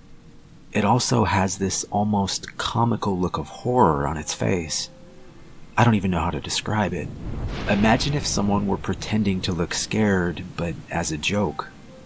It would have almost seemed funny if the circumstances were different, but instead it was just extremely unnerving. No one in the bar is talking now. Everyone is fixed on the TV. The person is still swaying and waving around, beating its hands on the glass or jumping in circles. I almost don't hear the reporter mention the fact that firefighters have rushed into the building and are now heading for my floor. Oh God, I think, without really understanding what was happening. Please don't go in there. I stare transfixed at the screen. From this angle, you can just barely see the top of my front door through the window, not too far behind where this creature is flailing about. Right now, it's holding its face in his hands and shaking its head from side to side as if saying no. Suddenly, the door behind it bursts open as, presumably, the firefighters have entered my apartment. The creature stops moving. For a second, I see its expression change. The comical look of horror is gone, replaced by a huge smile filled with enormous pointed teeth. Then the lights go out. We all just sat there, staring at the screen as the camera slowly zoomed out from the now dark window. No one says anything as we all quietly pay our bill and leave. I went directly to my sister's place across town and asked to stay with her. I told her there was a fire at my apartment and that's it. When I tried to find footage from the news online later that night, it seemed like they had edited that last part out. I don't know if any of you on the subreddit know what that thing was, but I hope they didn't put out that fire. I hope they let the whole damn place burn to the ground.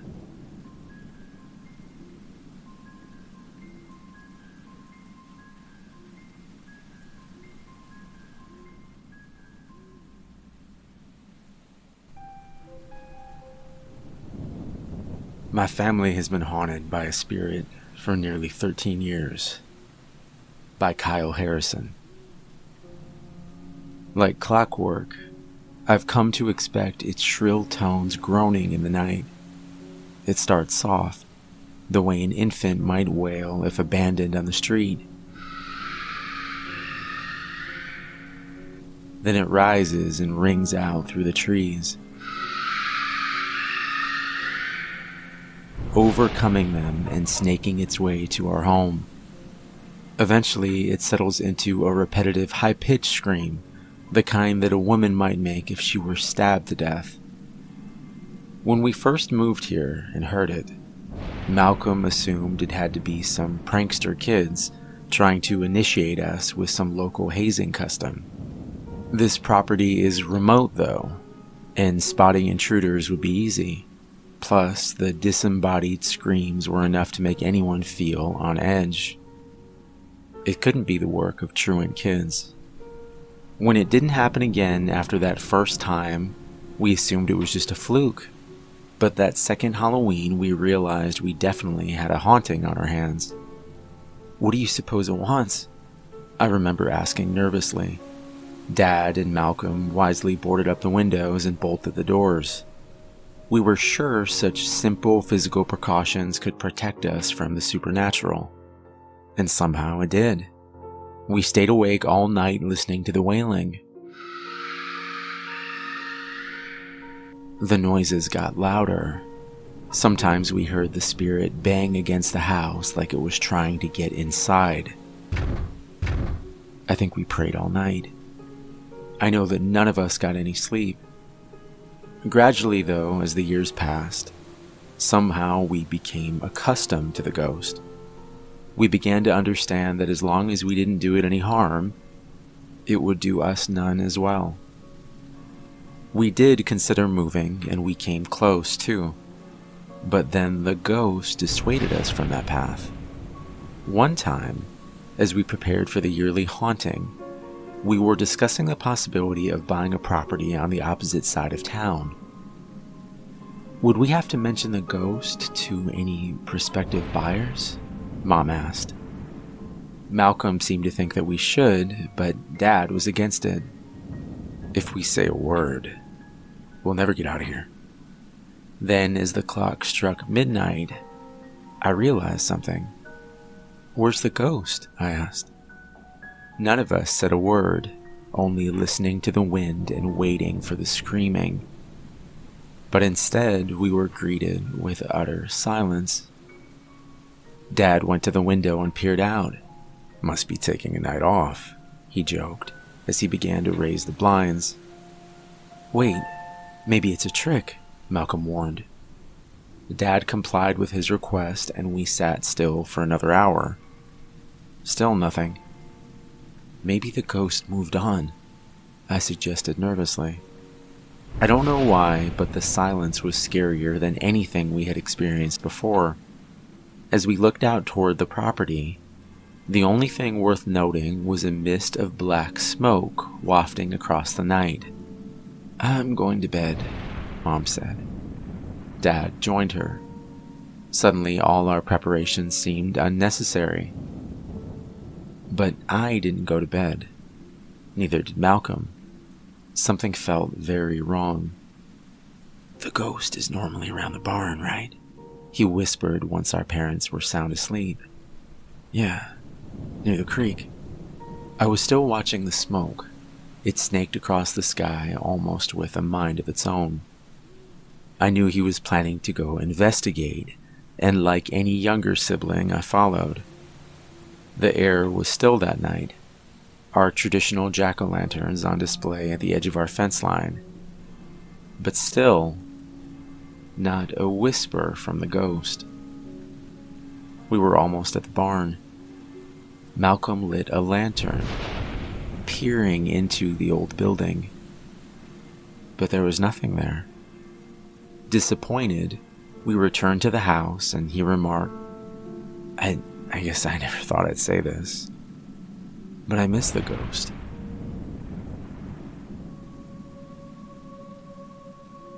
"Did you leave the door open?" I asked as we got close to the front porch. Malcolm pursed his lips together and then dashed inside. He dropped the lamp in a panic and began to wail. His agony sounded worse than the ghost. I came inside slowly, looking into my parents' bedroom. They were lying there, seemingly sound asleep. But a closer inspection showed me that something evil had crossed over them. Their bodies were torn apart at the chest cavity with a diagonal slash, and there was dark black smoke coming out of them. I collapsed to the ground, shocked as the smoke escaped outside the window and disappeared. Malcolm was trying to resuscitate them, but I could tell from the wounds and the blood loss, it was pointless. That was 3 years ago. Since then, the ghost has returned, and Malcolm and I have done our best to keep things together while we survive. The mortgage and other debts have made it impossible to leave. I've come to understand that the ghost was never here as a threat, but as a warning. When it screams, it tells us that we are safe from a greater evil. Perhaps it even protects us from it. I've come to respect its purpose. Tonight, though, I don't know what's going to happen. Because it's nearly midnight, and there is only quiet.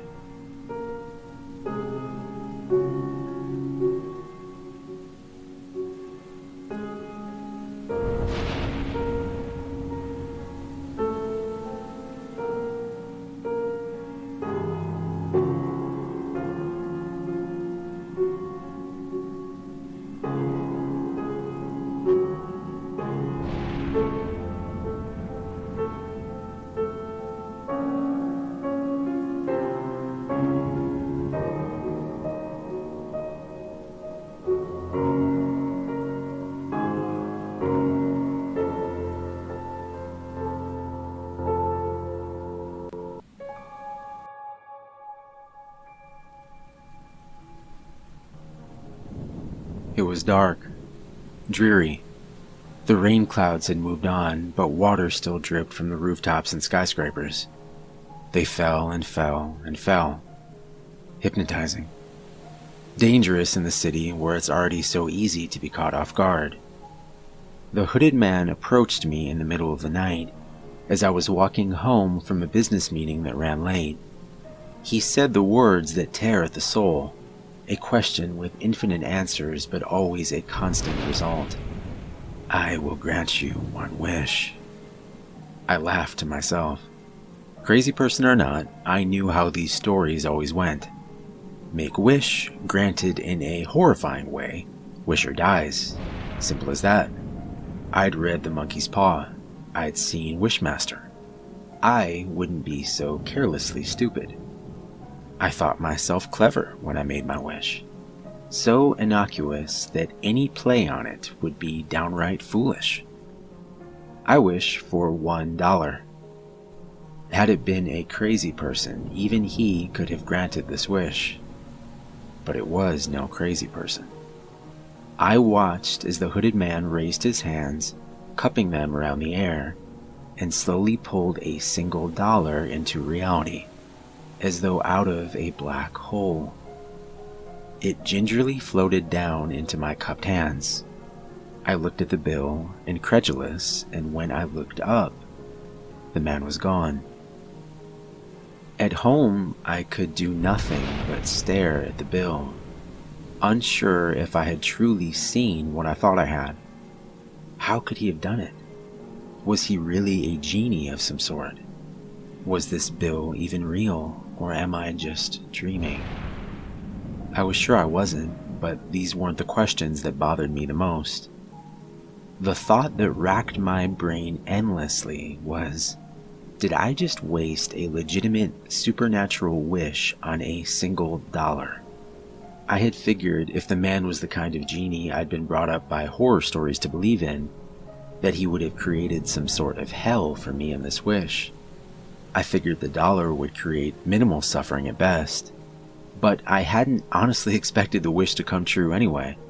I thought I was just humoring a crazy man. But nothing has happened.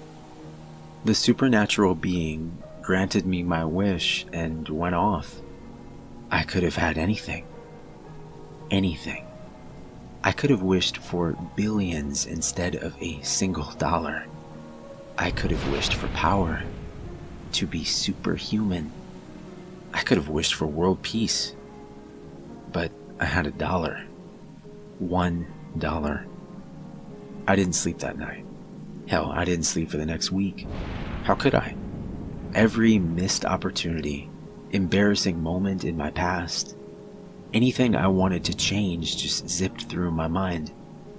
Every little annoyance echoed endlessly in my head. The woman in the cubicle next to me who kept smacking her gum, I could have wished her mouth shut. The guy who kept bringing his work problems to me because he couldn't do them, but still got paid more, I could have wished for him to be fired. My boss, who did absolutely nothing but shit on me day in and day out, I could have wished him dead and had myself put in his place. Saturday, I went into work. The only person who works Saturdays is my boss, that dumb shit. He never really worked. He went in to bang his secretary in empty offices while his wife at home with her 2 kids believed he was at work making them a better life. She would have thanked me. The stapler on my desk would do the trick. I caught the secretary coming out of my boss's office. The back end of the stapler gashed right into her temple. She was out cold. My boss, still buttoning his pants up, tried the old trick of yelling at me and telling me I was fired to get me to stop advancing. But I could see the fear in his eyes. He couldn't even work his zipper right. I pushed him onto the desk, grabbed the fountain pen, and stabbed him in both of his eyes. This time, not so quick as a bash to the head. As he writhed on the desk, I took my rightful seat at his desk. This is what my wish should have been, I thought.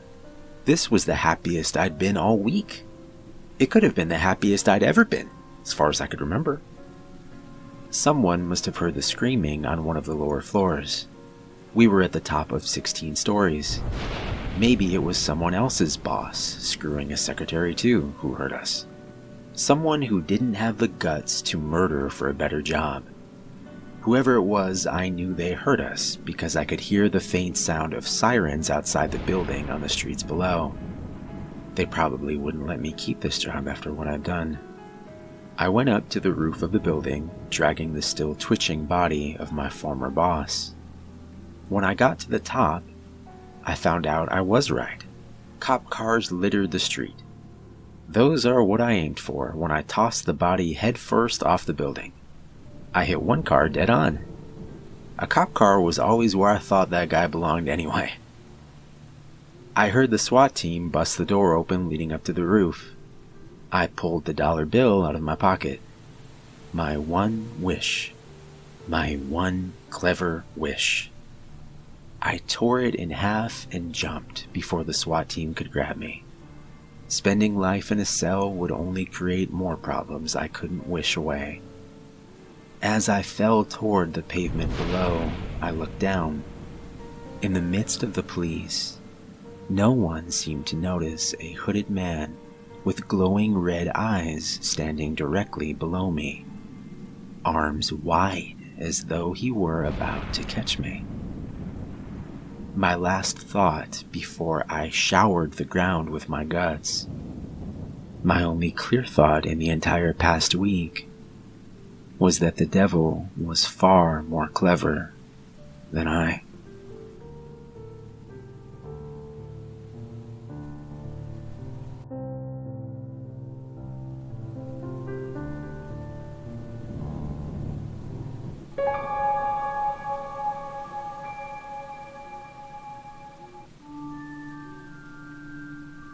My girlfriend Evelyn and I have been dating about 4 weeks. 4 incredible weeks. I've never met anyone like her. It's like when she comes into the room, everyone just stops what they're doing and stares. Beautiful isn't a strong enough word. It's more than that. It's almost mesmerizing. A few days ago, she convinced me to go to an old cabin that had been in her family for years. I said yes. I'd never been able to say no to Evelyn. I never wanted to say no. The weekend started out normal. We drove deep in the forest. She insisted that she drive as she knew the way, and I spent my time listening to the music she played. I can't really remember the drive. We arrived at the cabin sometime around dusk, I think, and that's when things started to get a little strange. Evelyn smiled as she picked up an old axe and said she was going to chop wood for a fire. There was something about the way she held the axe. Alone now in the cabin, I searched for a candle while the last moments of sunlight were fading from the forest. I lit a match, held it to the candle, and jumped back in surprise. On the wall was a painting of an old woman, far off in the distance of a field, smiling, I think, in my direction. It looked so old, yet I swear to God she looked like she was alive. I swallowed and continued down the hallway. Something about this place didn't seem right. It was strange. The cabin looked so small from the outside, but now that I was here, there were endless rooms. How was this even possible?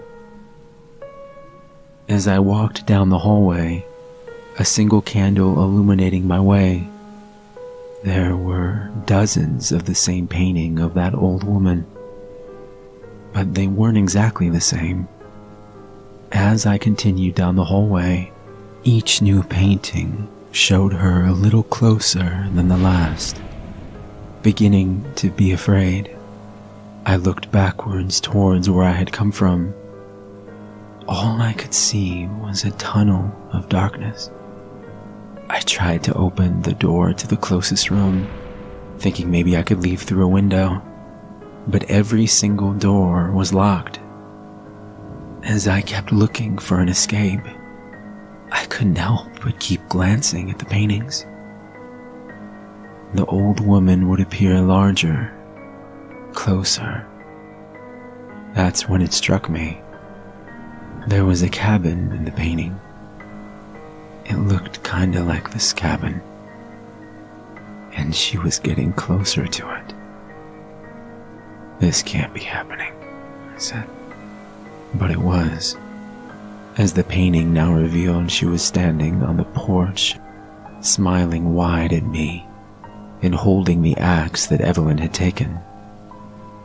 Come to think of it, she was wearing the same clothes that Evelyn had been wearing. And that smile, it was mesmerizing.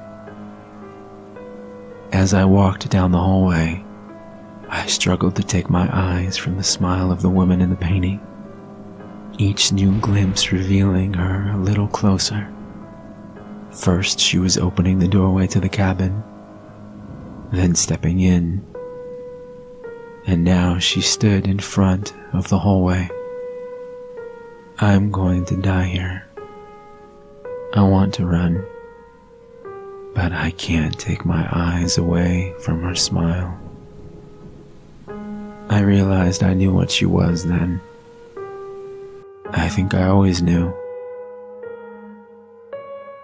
Staring into the painting one last time, it showed that she was now right behind me. I looked farther into the painting and watched her as she raised the axe. My God, she's so beautiful.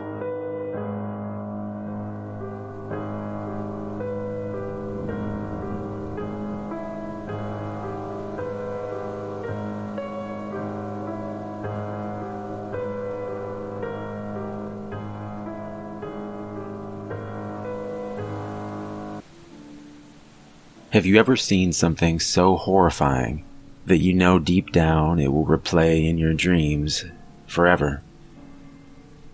Some time ago when I was just a boy, I had one dream: to finally meet the real Santa Claus. That December, I had been completely obsessed with photography and video, and had been recording and taking pictures of everything in sight. Yes, I had taken pictures of everything: Christmas trees, neighborhood puppies, even a batch of burnt gingerbread cookies my mother had taught me how to bake earlier in the week. I was a pretty straight-laced kid, and I was the last kid I knew to still believe in Santa. "Don't tell me you still believe that," my friend Chris had said, to which I replied nothing. I was a stubborn little boy, and I knew for a fact that if I truly just believed enough, that I would indeed see something amazing after the clock struck midnight and became Christmas Day. I was right. Sort of. If you would like to continue living in blissful ignorance, this is where you should stop listening. Maybe it's better if you don't know the truth. As I said, carrying around a camera was my thing, Ron Howard style. That year on Christmas Eve, I had planned to be the first child on Earth to get concrete proof of Santa's existence. In my young mind, I had seen newspapers and news channels around the globe showing my evidence. They would interview me, the little boy who had proven everyone wrong, and maybe then people would finally start to believe. That evening, my mother and father took turns tucking me into bed before shutting off the lights and heading back to their room. They had no idea what I had planned. After hearing their door close gently with a click, I headed downstairs to scout the living room. Where could I place the camera to give me the absolute best chance to get him on video? As the hours passed uneventfully, I moved the camera around to record various locations: the fireplace, the outside window, the kitchen where I had placed the poorly made gingerbread cookies. Don't judge me, I had tried my best. Time continued to pass, and it wasn't until I first heard the clock strike midnight that something unexpected happened. I heard the basement door open slowly. That was odd. I thought Santa was supposed to come from the chimney. Part of me wanted to rush over and greet him, but I found another larger part of myself telling me to hide and wait to see what happened next. I chose my parents' new couch in the corner of the room as my hiding spot, running behind and peeking ever so slightly around its corner and towards the Christmas tree. Nothing happened for a few moments, and I was beginning to wonder if I had imagined the sound of the basement door creaking open altogether. And then I heard the whistling. But it wasn't jingle bells or anything like that. No, it wasn't cheerful, and it certainly didn't contain the holiday spirit. The snow had started falling more steadily outside, and for some reason that odd whistling had suddenly made me realize how completely isolated the three of us were out here. My father had bought the small cabin some time ago, the nearest neighbor being half a mile or more away. It seemed even farther in a blizzard. This was my first, and I had been very excited about being snowed in for a few days. That was until the thought occurred to me of being snowed in with something else. Something that had no business being there. The wind began to push against our secluded home as well, seeming to hit all sides at once. Wow, my parents could sleep through anything, it seemed. My eyes pulled away from the chaotic weather outside my home and back towards the basement door, and then I saw him, or should I say it, coming slowly closer. The figure was cloaked and seemed to float just above the living room floor. Did I think about screaming? Yes, I did. Looking back though, I'll give myself credit. I stayed calm. And perhaps this still was Santa after all. I decided to wait and see what happened. It seemed that the tall figure hadn't seen me peeking out from behind the couch, because it just kept on floating towards the Christmas tree and fireplace. Whatever it was, it began to whistle again, and this time I was able to identify the tune. Silent Night, The melody was off rhythm and was the only time in my life that hearing a song made me feel uneasy. Very uneasy. I realize how insane this next part is going to sound if we haven't gotten there already. But as I watched the tall figure near the Christmas tree, I could hear it begin to sniff deeply. The tree swayed and shook against the force of the creature's nostrils, and then it began to speak. Come out, little boy. He had seen me. There would be no hiding anymore. Taking a deep breath, I summoned the courage to stand. Come closer. I took a small step. Closer. The snake-like voice continued. I heeded its words, walking forward until the tall figure stood directly in front of me. I felt small in its shadow, smaller than I had ever felt. Are you him? The creature made a soft, almost inaudible noise. Perhaps it was laughter, and then pulled the cloak away to reveal itself. I fainted. When I came to, the creature was still standing where it had been, a soft grin plastered to its face. You aren't the first one that's fainted at the sight of me. You're lucky I didn't eat you. Eat me? I stammered. Yes, but that would be only fair. It's very offensive to faint at the sight of someone you know. I said nothing, only staring up at the creature. Though I've tried to forget its form with time, I can still remember it clearly. It was thin, terribly thin, and its face was beyond imagining. Though its teeth were clearly visible, I could see no eyes, and what looked like thorns protruded from the crest of its head. Branches extended from the thing's body in all directions, and it dragged what looked like a sack behind it. To answer your question, no, I'm not Santa Claus. The creature knelt down near me, and I could feel its icy breath push against my eyes and face. But I know him. You do? The creature nodded. Of course. He's my brother. The news that this terrifying monster was the brother of Santa took a long time for my childhood brain to process, at the end of which I was probably even more confused than before. How? The creature paused. Well, normally I don't share such things, but I admire your courage.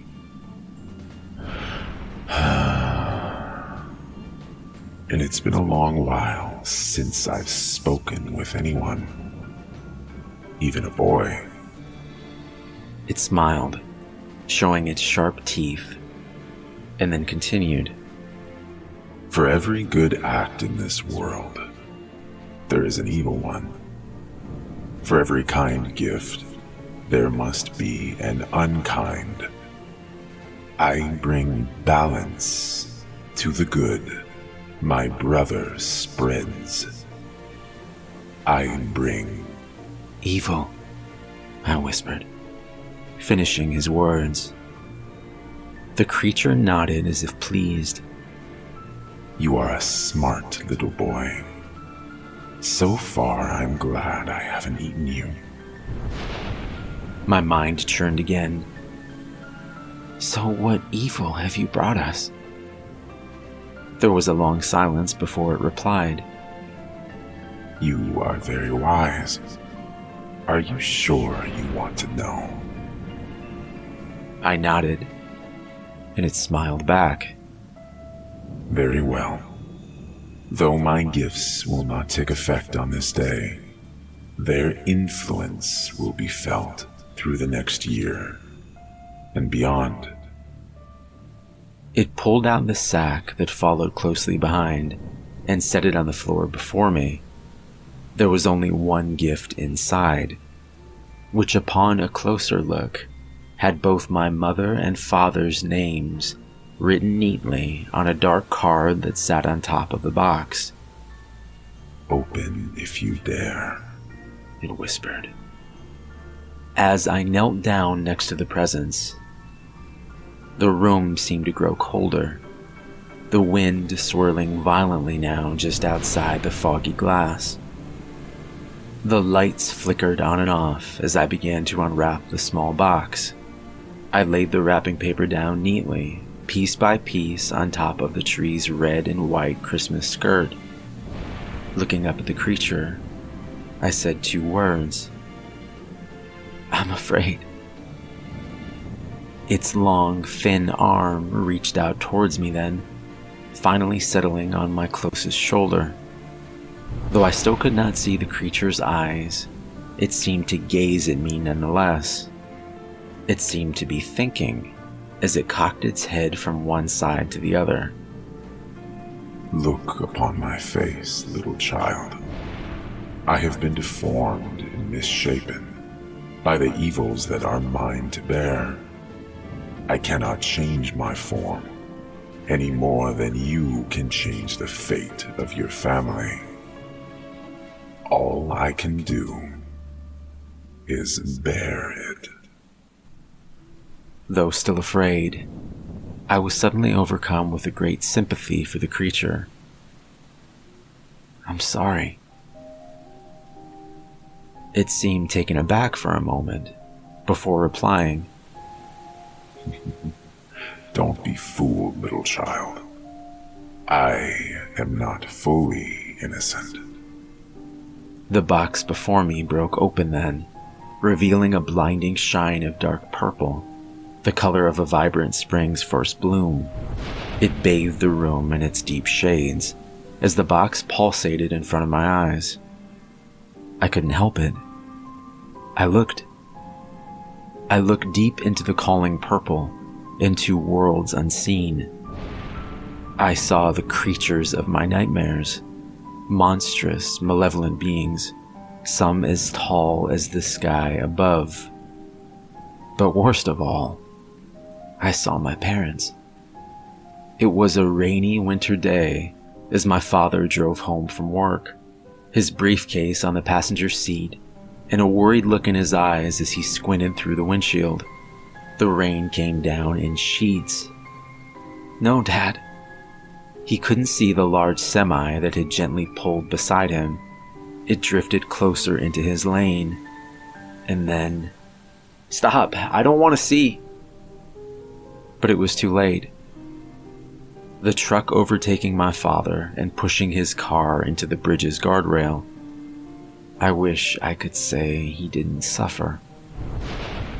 A violent wave of purple as my eyes were taken elsewhere.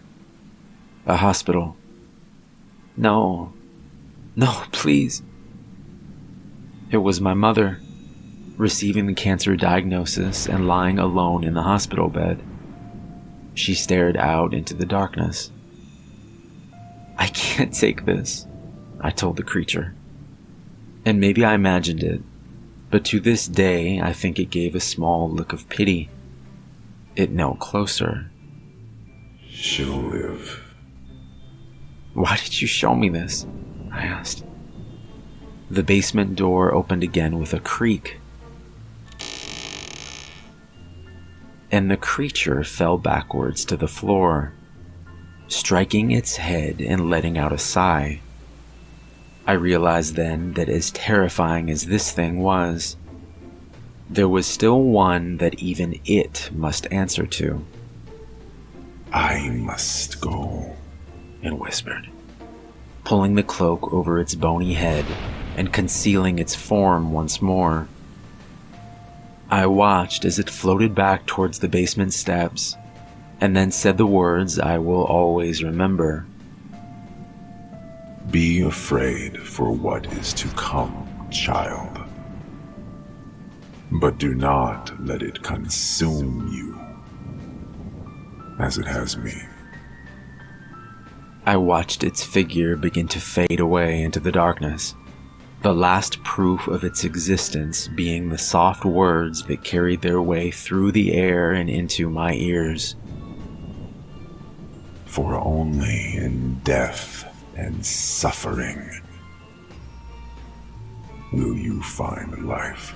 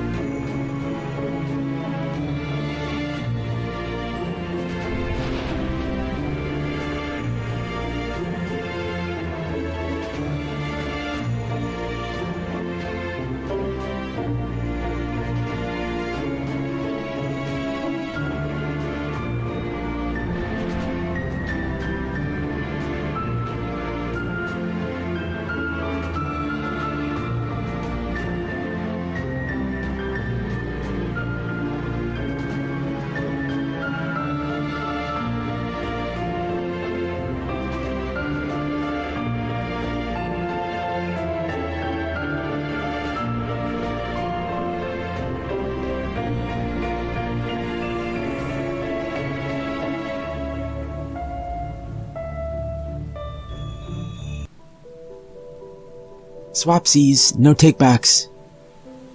That was what my little brother Dylan used to call out when I traded candy with him, especially around Halloween. He was 6 on our last Halloween together, old enough for me to take him trick-or-treating alone and for him to really appreciate it. I still remember that last time all these years later.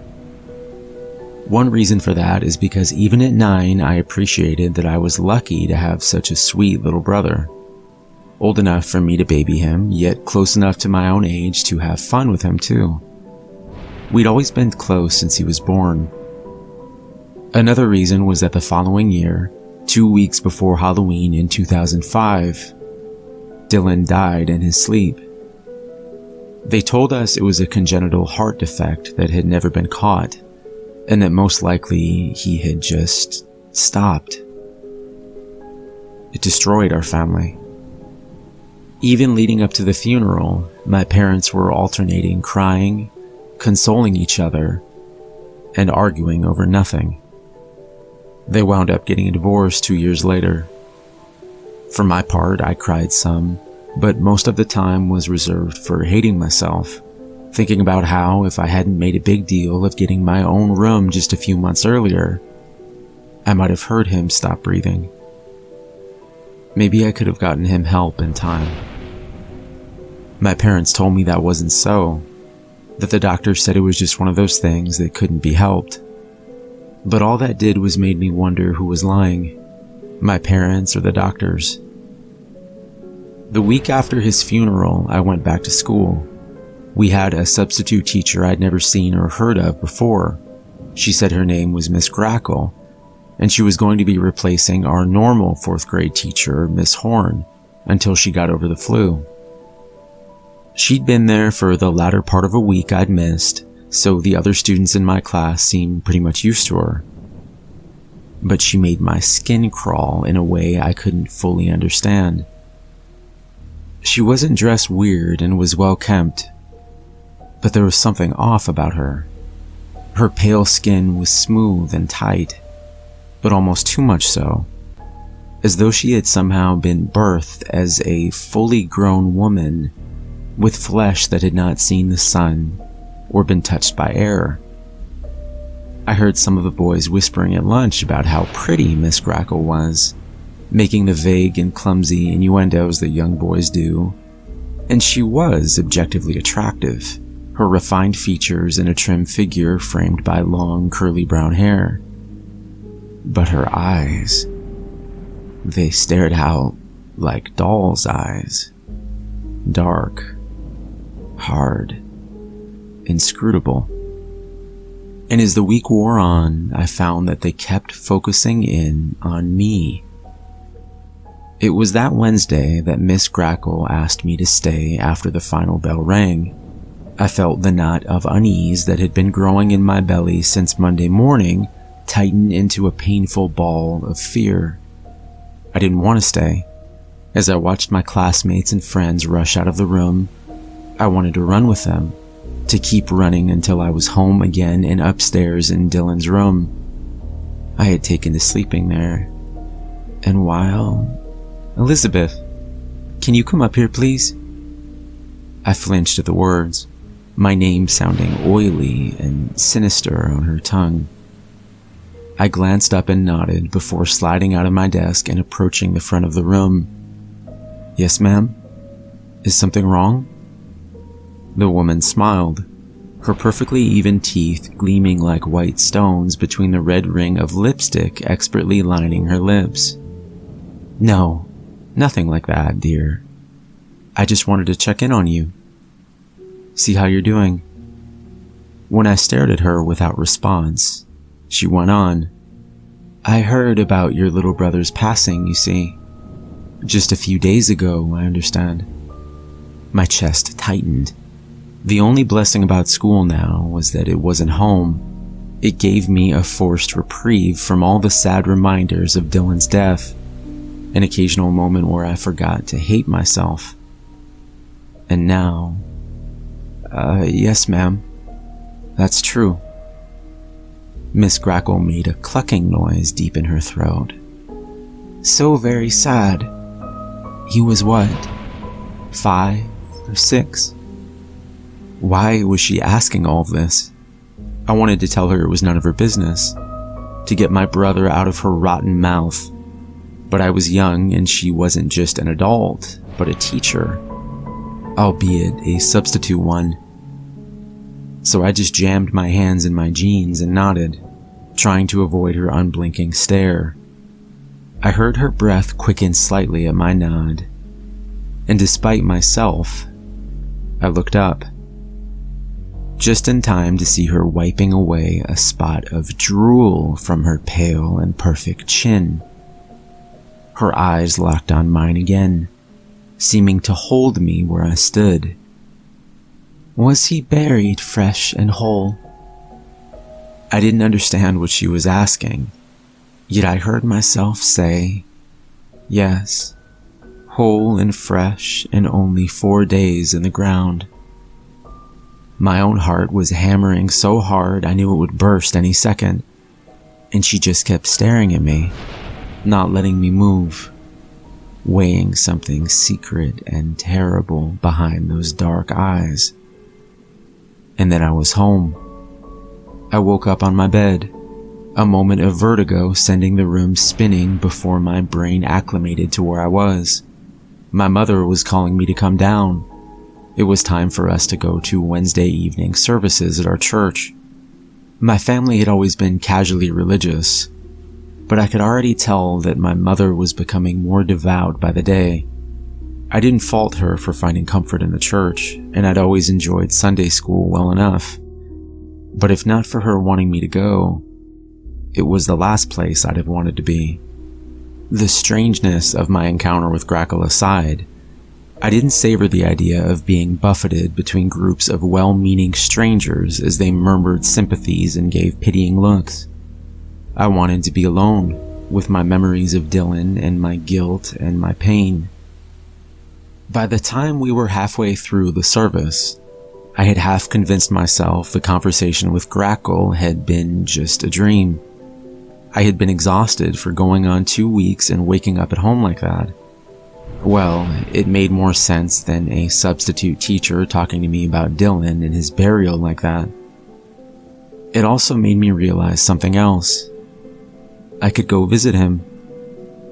Dylan's actual funeral had been in a sanctuary at one of our local funeral homes, but he was buried in one of the far, new lots of the church's cemetery. I felt a stir of sad excitement at the thought of going to visit him, and even though it was getting dark as we left the service, when I asked my mother if I could go see him for a minute, she only nodded absently before going back to talking with 2 of her commiserating friends. I ran across the first cemetery lot and onto the second. I had spent time playing around these tombstones for years, so it wasn't hard to pick my way towards his grave even in the dimming twilight. It was that familiarity and expectation of what I should see around his grave that gave me pause as I got closer. There was some kind of small hill close to his gravestone, a roundish mound that hadn't been there last time we visited a few days ago. Even more strange, there was someone already at Dylan's grave, and they were digging. I felt confused anger and fear as I picked up speed again, yelling, "Hey, stop!" Even as the figure stood up and turned its face to me. In the orange glow of the fading October sun, that pale skin seemed to blaze in the dark, the cascade of brown curls looking now more like dark vines twisting down into the mires of some forbidden swamp. Miss Grackle smiled at me briefly, before returning to her digging. "Stop! Stop!" I didn't know what was going on, but I knew it was wrong in a way that went beyond anything I'd ever experienced before. I didn't know words like desecration or sacrilege yet, but in my heart every thundering beat screamed bad, wrong, stop, no, in a staccato rhythm that permeated my whole body and weakened my knees. But she didn't stop. She kept digging, her long, thin-fingered hands churning up the dirt as she made quick work of the earth between her and her prize. Within a few seconds, she had uncovered the small white coffin where my brother lay, and drug it out of its grave with surprising ease. I started screaming at her again, but trailed off into silence as I saw where she was taking it. The strange new hill wasn't a hill at all. It was a person, or at least part of one, hulking and covered in rags. The figure was incomplete. Somehow, as impossible as it seemed, it stood there with a large cavity in its middle.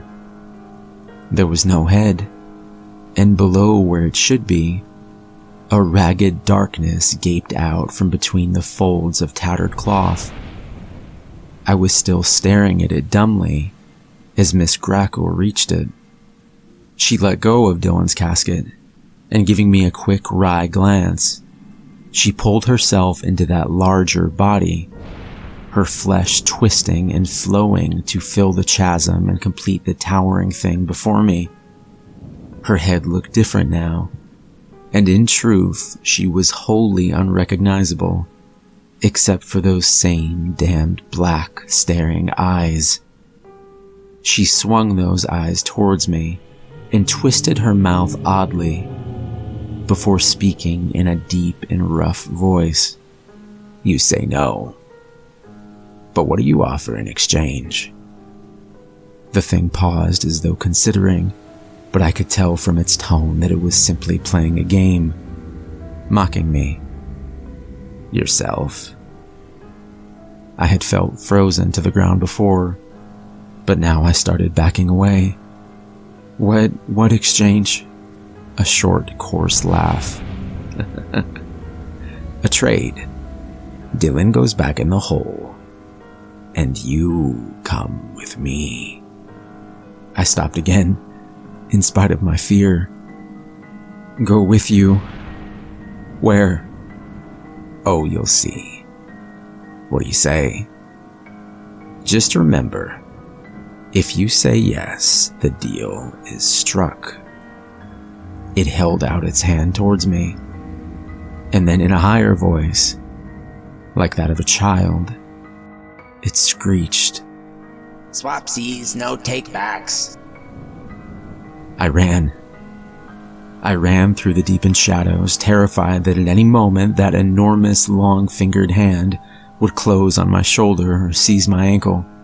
I ran back into the church, and when I clutched my mother with tears streaming down my face, she looked down and began to cry herself, sweeping me up in her arms and carrying me back to the car to go home. She thought I was just upset at visiting the grave, And it wasn't until the next day that her and my father started questioning me more intently, after the church groundskeeper found what had happened to Dylan's grave. I lied, of course. They would have never believed me, and I was too upset for them to press me hard. I later wondered if that lie, unknown but possibly somehow still sensed by my parents, was what solidified the distance that continued to grow between the three of us. They were still good parents, or good enough, and I know that they love me.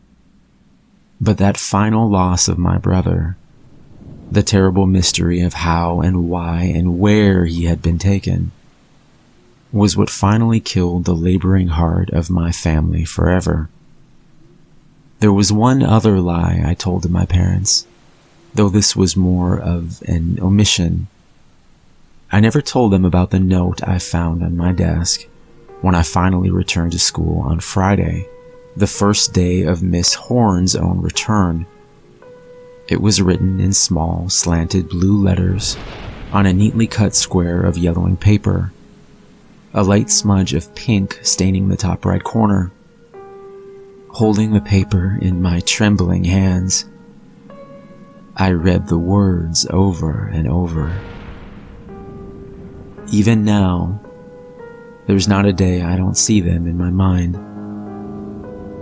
Thank you for the num-nums, Elizabeth. I enjoyed them last night. And they were delicious.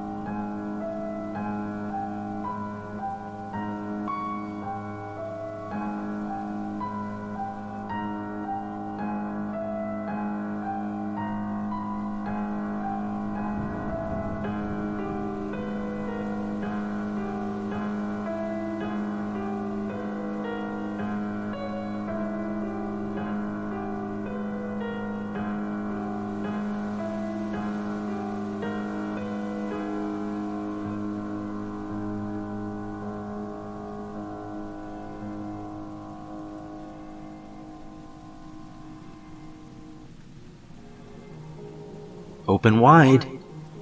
I nodded nervously. Though I was a little doozy from the Novocaine, if that's what it's called, I realized as I was starting to lose consciousness how odd that request was. Open wide? I already had the obstructive steel mechanism holding my jaw open, and it was now in total control of my ability to open or close it. I suppose all dentists are taught to say that. But where am I going? Confused, I looked around awkwardly as Dr. Willie began to push me down a long tunnel that seemed to go down? Another trick of the mind. We were on the 10th floor of a building. There were no tunnels. Still, it seemed I was being pushed down into the earth. Perhaps you can imagine how my fears escalated as well when Dr. Willie began to whistle as he strapped my arms around the cold frame of the wheelchair.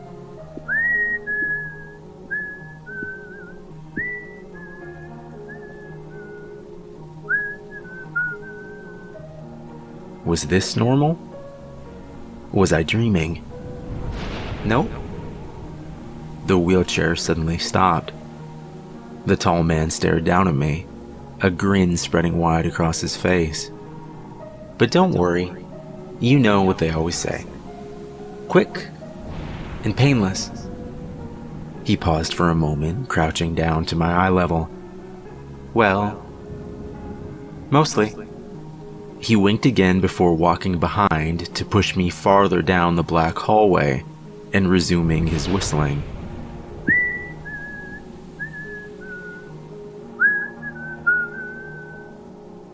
He turned the hand crank that attached to the metal tool controlling my jaw, and I would have screamed in pain if I could have. Though I couldn't yet feel my face due to the drugs, I knew that some damage had already been done.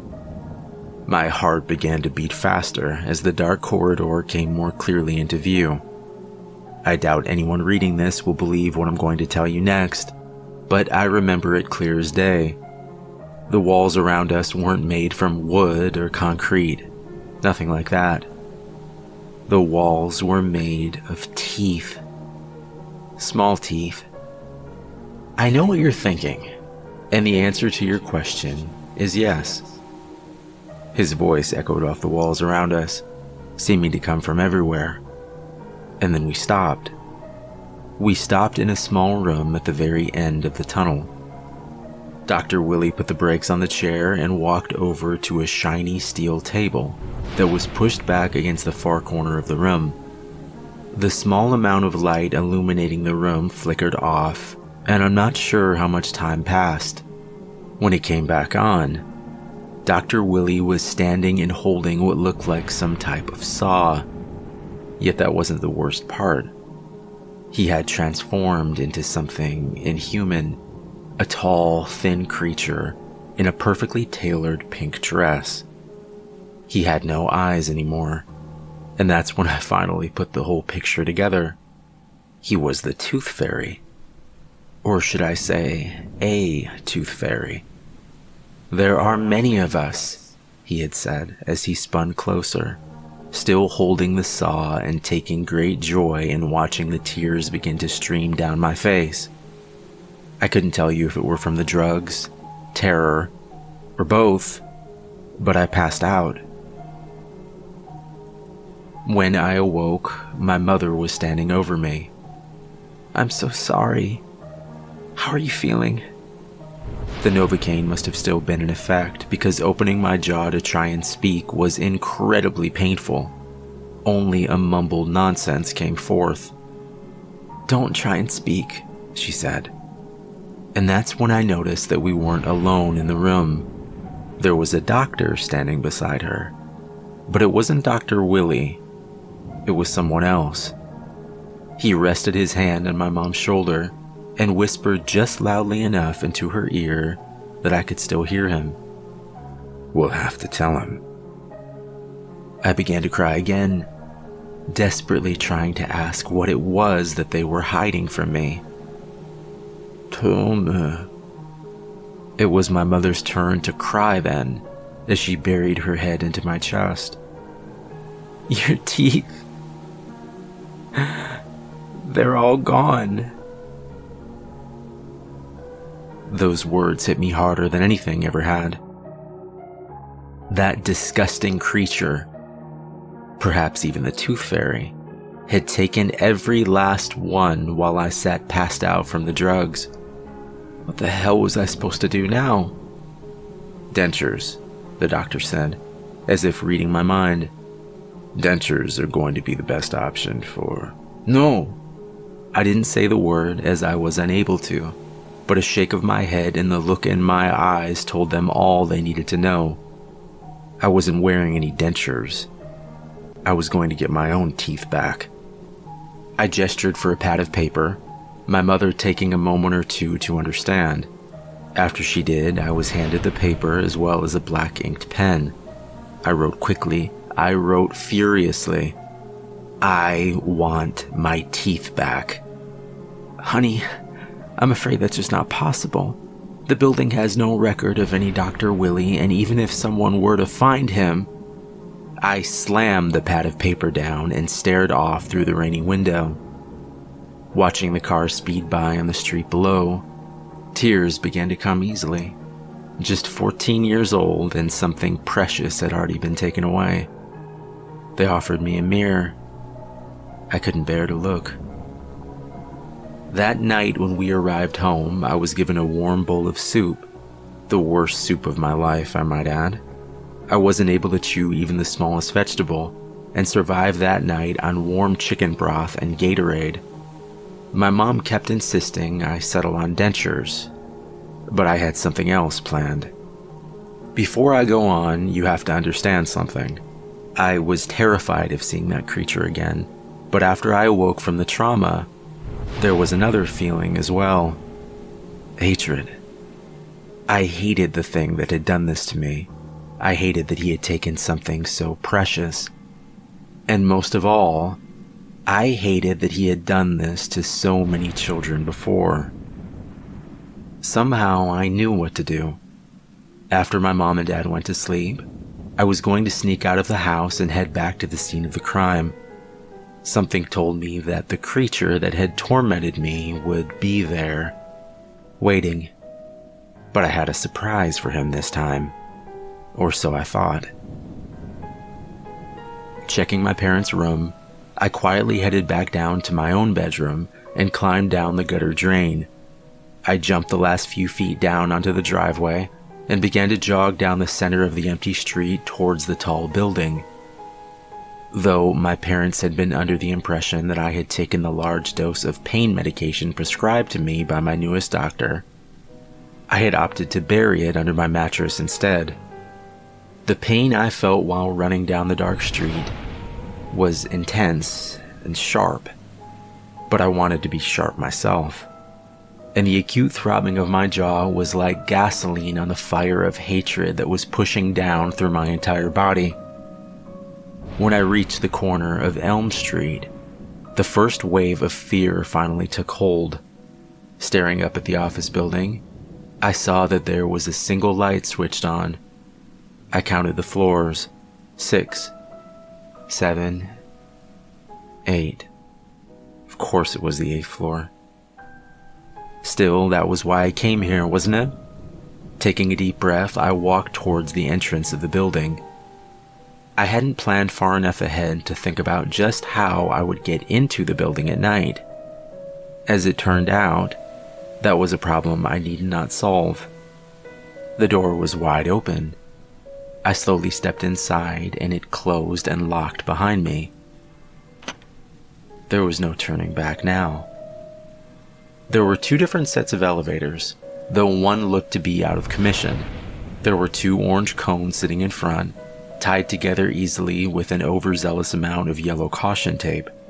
Pressing the up button to the other, I listened in the darkness to the faint hum of the machine as it glided down towards me. The door opened, and I let out an audible sigh of relief as I noted the elevator was indeed empty. Jesus, how was I going to fight this thing when I was so afraid? The door closed in front of me, and I hesitated for a moment. Before I could even gather the courage to press the button, the number 8 lit up like a Christmas tree, and the elevator began to rise. As it rose, I got as ready as I could be. I summoned whatever courage I had left, telling myself that if I didn't stand up to this creature and try to kill it, who would? The door opened to the 8th floor, but instead of being greeted to the usual lobby or waiting room, I stepped out instead into a hallway. The hallway, in fact, where I had been pushed against my will. The hallway of teeth. This time, instead of being strapped down and wheeled along the cold floor, I went willingly farther into the tunnel that yet again seemed to go down deep into the earth. Each step brought more fear than the next, and then I heard the voice. "Welcome back," it said, seeming to hold back a soft laughter. Whatever had been lighting the path before me ceased immediately, but I was prepared. I quickly pulled out a flashlight and pointed it in the direction of Dr. Willie's voice. You came prepared," he added, this time not holding back a coarse laughter. "I came to kill you. I finally replied, the words jumbled and blurred together in my current condition. I tried my best not to stammer in fear. There was silence for a moment. It did nothing to ease my terror. Before I could think of my plan of attack, a tall figure in a pink dress came twirling forward out of the darkness. I fell back in fear, and the flashlight slid across the smooth floor towards the creature. It danced towards me, faster and faster. I ran. And though the increased distance from the flashlight made it harder and harder to see the dancing creature that approached me, I could hear the soft patter of its feet as it drew closer. Without thinking, I stopped in place, closing my eyes and putting my full trust into a different sense. I listened. I listened as the creature drew closer, and I pulled out the gun I had taken from my father's closet. Please God, don't let me miss. Right before the creature reached me, I pulled the trigger. And then I pulled it again and again.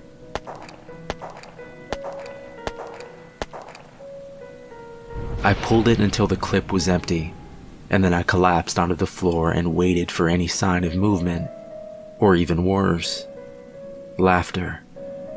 But there was nothing, and a short time later I walked back down towards the flashlight I had left behind.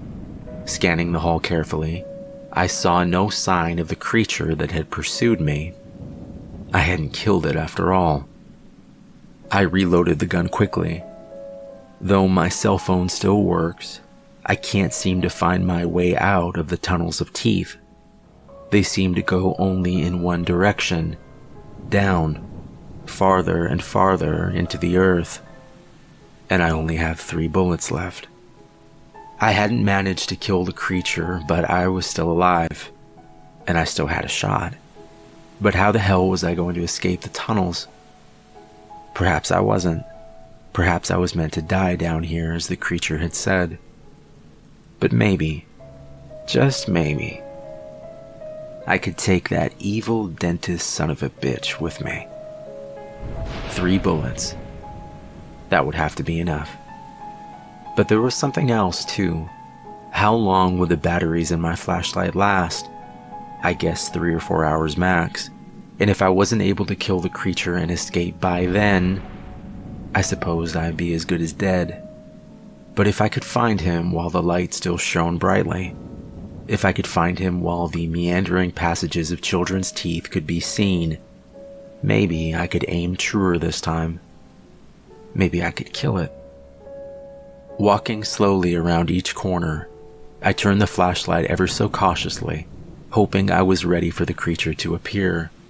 Hours passed by quickly, until my watch finally froze at, you guessed it, midnight. Maybe it was my imagination, but it seemed that just as my watch hit that time, the angle of the tunnel seemed to slant even more downwards. No, not my imagination at all, I realized. It was as if the whole world I was in rotated on an axis right at that time, the path I was on now becoming almost vertical. I threw the flashlight into my bag and grabbed onto the teeth around me as strongly as I could. Though I couldn't see without the aid of a flashlight, I could feel a bottomless space below. Please God, let it keep turning. Though I had tried rock climbing a few times and had done fairly well, I could feel my hands start to tighten up and weaken. I wouldn't be able to hold on much longer, and I would soon fall. A million thoughts rushed through my mind then, everything from my parents' reaction to losing their only son, to the curious question of would my body ever even be found down here. The muscles in my arms finally gave out completely, and I fell. I fell downwards into endless darkness. I hit the icy water hard, and for a few seconds I was sure that I was dead. But I was alive, it seemed, the liquid breaking my fall, though still painful. From the acute pain on my left side, it was clear I had broken a rib or two, and from how difficult breathing had become, it wasn't altogether impossible that the fractured bone hadn't pierced my lung. Coughing as I tried desperately to stay afloat, I wondered if the warm sensation around my mouth was from the pool I swam in, or produced from my own damaged lungs. I felt the sand below my feet then, and a feeling of relief as I collapsed onto the murky shore around the body of water. Lying there until I could breathe steadily again, I began to rise to my feet and survey the new environment. The damp air pushed down into my lungs, and though I wanted to breathe in deeply, I knew I needed to work hard to slow my breathing. Closing my eyes, I tried to picture being anywhere but where I was. Only one picture kept flashing again and again in my mind, the pink-dressed creature I had met only a day earlier. I dug my hand deep into my skin to try and dull the pain, and then I headed towards the faint light emanating from a few yards away. When I reached it, I began to understand what this place was. A tomb of sorts, or a gallery. The burning fireplace directly ahead of me illuminating the vast walls and ceilings around. There were teeth as there had been in the hallways where I had fallen from, but there were bones here as well. The bones of children. Bones and teeth were woven together in murals, each one a more disturbing and terrifying scene than the next. "You made it easy on me," the voice called out from behind. I quickly turned, but it was too late. The familiar prick of a needle piercing the flesh of my neck. Before I could grab my father's gun, I felt my legs and arms turn into jelly, and I collapsed onto the damp sand below. I was losing consciousness quickly, but the voice still continued. "Normally I have to carry them down here." There was a faint laughter as the creature began to dance in joy. My eyes were seeing double, but I remember the creature's arm gesturing out slowly towards a blank space on the wall. "This will be your exhibit. It's beautiful, isn't it? I'm thinking of putting your left arm where your head is now, and then stitching your teeth beautifully around your ears. The pattern will be lovely, don't you think?" You did all this?" I asked weakly. The creature stopped twirling then and cocked its head towards me as if it were a dog. "I did some of this. Remember what I told you? There are many of us." It paused for a moment. "Time to die. But don't worry. You'll live forever in a way." For the first time since it had stolen my teeth, I did something I hadn't. I smiled. I smiled wide, and with my smile came a rising laughter. I pulled out the gun, aiming it at the creature, which I now saw 3 of, as whatever medication it had injected me with found its way deeper into my system. 3 bullets. 3 of you," I whispered, before pulling the trigger. The creature's look was more surprise than anger, as the 3rd bullet finally struck true. It fell to its knees, and did something unexpected. It pulled out the teeth it had taken from me, and extended its arm out in my direction. "Here, you've earned them." Getting up weakly, I reached out and took hold of what was mine. I gave one last look at the creature before beginning my journey out of the strange labyrinth. My vision was still failing, and my steps wobbly, but I remember its last words clearly. "Remember to floss."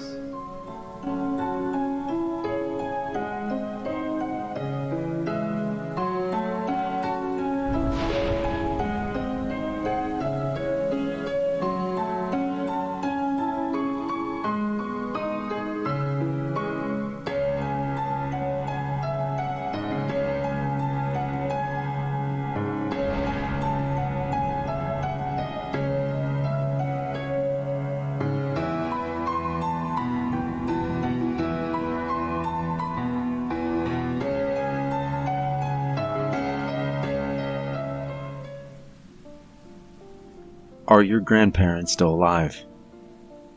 If they died today, would you miss them? My own grandfather died 4 days ago, it most likely being the biggest surprise of my life. Yes, people die, but I hadn't even known of his existence until that Monday evening phone call. John Walker? Yeah? I'm afraid I have some bad news. The caller, my grandfather's lawyer, went on to inform me of multiple family details I hadn't known. First, I had a grandfather named William. Second, he had died by suicide, a self-inflicted gunshot wound. And third, I was to be the sole beneficiary in his will, contingent on only one fulfillment. Which is? I asked.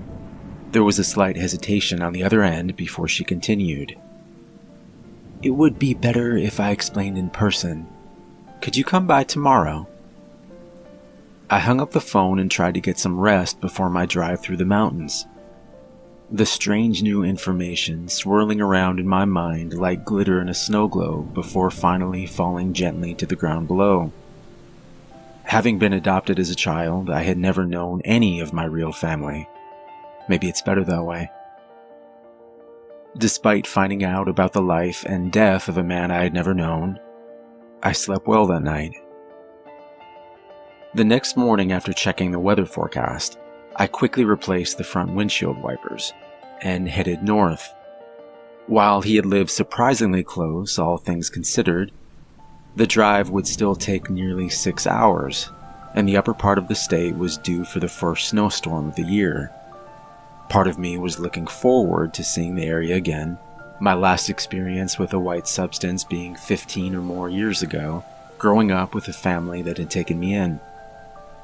The drive started with rain at first, a slow plop for 5 or so minutes, and then a steady plastering of the windshield. 2 hours or so later after that, the snow began to fall. By the time I reached the lawyer's office, there was nearly 6 inches on the ground already, and I was in a bit of a rush to try and make it back downstate before getting snowed in completely. Hello. You must be John. I'm Cindy. She would have been stunningly beautiful under any other circumstance, her dark hair falling perfectly across her face, and a pair of the darkest green eyes I had ever seen staring back at me as she extended her hand forward. Hello, Cindy. I used the phrase, under any other circumstance, because, well, not only did the untimely death of a family member, if you could call him that, spoil the moment, the woman seemed completely devoid of any emotion, almost like a doll. It's hard to describe, and I fear I cannot do Cindy justice. Perhaps all you need to know is that there was something not quite right about my grandfather's lawyer. She was too perfect, if there is such a thing. After going over the finer details of his estate, Cindy quickly got to the caveat. It is all to be yours. The mansion in Grang Hills, his collection of old automobiles valued at $500,000, and a large property in upstate New York. It is all to be yours based on one condition. The woman paused for a moment, pretending to sort through a small stack of papers while she eyed me over. You have to send his ashes into space. Can you repeat that? Yes. He wished for you to release his remains into space. Don't worry. The details have been meticulously arranged. The woman smiled for the first time, a painfully transparent act. Physically, her smile should have been beautiful, yet that same word seemed to jump up in my mind. Unnatural. We discussed the meticulous details for a few minutes, at the end of which she handed me a single key. It unlocks every door in his home, save for one, she said. Curious now, I asked, which door doesn't it unlock? Her eyes met mine, and then drifted down towards the expensive tile underneath our feet. All but one. she repeated. Did I think that was odd? Yes. But part of me just wanted to get this whole thing over with. I didn't give a damn about the grandfather I never knew, the man that hadn't cared enough to ever contact me while he was alive, and I was planning on selling the property and possessions as quickly as possible. The subsequent drive was an hour or so north through a mix of country roads, mountains, and forests as far as the eye could see. It was evening when I finally passed over the bridge, a small sign to the right of it, Graying Hills. At the bridge's end, the road began to slant steeply upwards, so much so, in fact, that I could see the very tip of a mountain that stood in the very center of town. As I worked my way around the twisting roads, the snow began to fall thicker than it had been before. The weather was odd in itself, and I couldn't remember ever seeing snow fade for a few moments and then become a violent storm the next. It was almost as if Graying Hills was its own world apart from the one I'd known. But that was silly. Surely the odd series of twisting roads and foreboding hills were to blame for the rare weather conditions that forced their way against me as I drove upwards. Jesus, how long does it take to reach the top? I noted the time on the dash, 11:27, almost midnight. What happened next was unlike me, to say the least, that as I finally reached the top of the mountain and noted that the clock read exactly midnight, I felt a feeling of dread. I was not religious, I was not superstitious, yet the feeling had been unmistakable. Midnight. I turned the ignition off with a click, opened the door, and set my feet onto the cold ground. It felt almost familiar, but that was impossible. It was hard to see anything in such darkness, but the top of the mountain seemed far larger than it had looked from afar. A mile in diameter? Maybe more. I would explore in the morning. For now, I just wanted to get some rest. Walking up to the old 2-story home, I found the old key my grandfather's lawyer had given me and turned it clockwise until hearing a click. The door opened easily, creaking softly and showing nothing at first glance. I flicked on the phone's flashlight and stepped into the entryway. A chandelier hung far above me as I scanned the home. It seemed pristine, almost untouched. There was a large stairway leading upwards, where I had been informed there were 2 guest bedrooms, and directly ahead of me sat a long hallway to which I seemed unable to see its ending.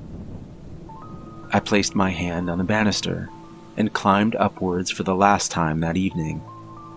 Opening the blue and gold door handle to the first room, I was pleased to find a comfortable enough looking bed. The room connected to an old antique bathroom as well, with an artfully tiled floor and a cast iron bathtub that looked as if it could survive a nuclear blast. I was too tired to explore any farther. I slept. I'm not sure how much time passed when something warm brushed up against the side of my face. I let out a scream that could have woken the dead. Luckily for me, it didn't. The dead stayed that way. For now, at least. Whatever the hell it was, I swatted it quickly away from my face and jumped out the opposite side of the bed. Fumbling desperately to find the switch to the lamp, I finally flicked it on and saw, to my surprise and relief, a jovial orange cat. Jesus, you scared the shit out of me. The cat's soft green eyes stared back into mine, as if to say, that scared you. You ain't seen nothing yet. Walking over, I gently stroked the top of his head, to which a soft purr was my reply. After that, I got back into bed and tried to drift back to sleep. I did finally do just that, and this time I dreamt. I dreamt of a lake so still and calm that it seemed you could almost walk across it. I dreamt of the orange cat and the balloon my grandfather had demanded I do my part in sending into space. In the dream, I walked past the water and towards the bright object. In the dream, the balloon wasn't red or blue or green. It didn't have the normal happy enough design you might expect on such an object. My hand reached out towards a single silver post the balloon had been attached to by a rope. Without thinking, I untied it. Without hesitation, the object floated happily up towards a sky filled with clouds. It was then that I finally realized what had been painted on the outside of the thing. But it wasn't painted exactly, was it? There was a face of an old man, his bright blue eyes staring across the distance between us. The man grinned widely as if pleased, as the balloon lifted farther and farther into the sky.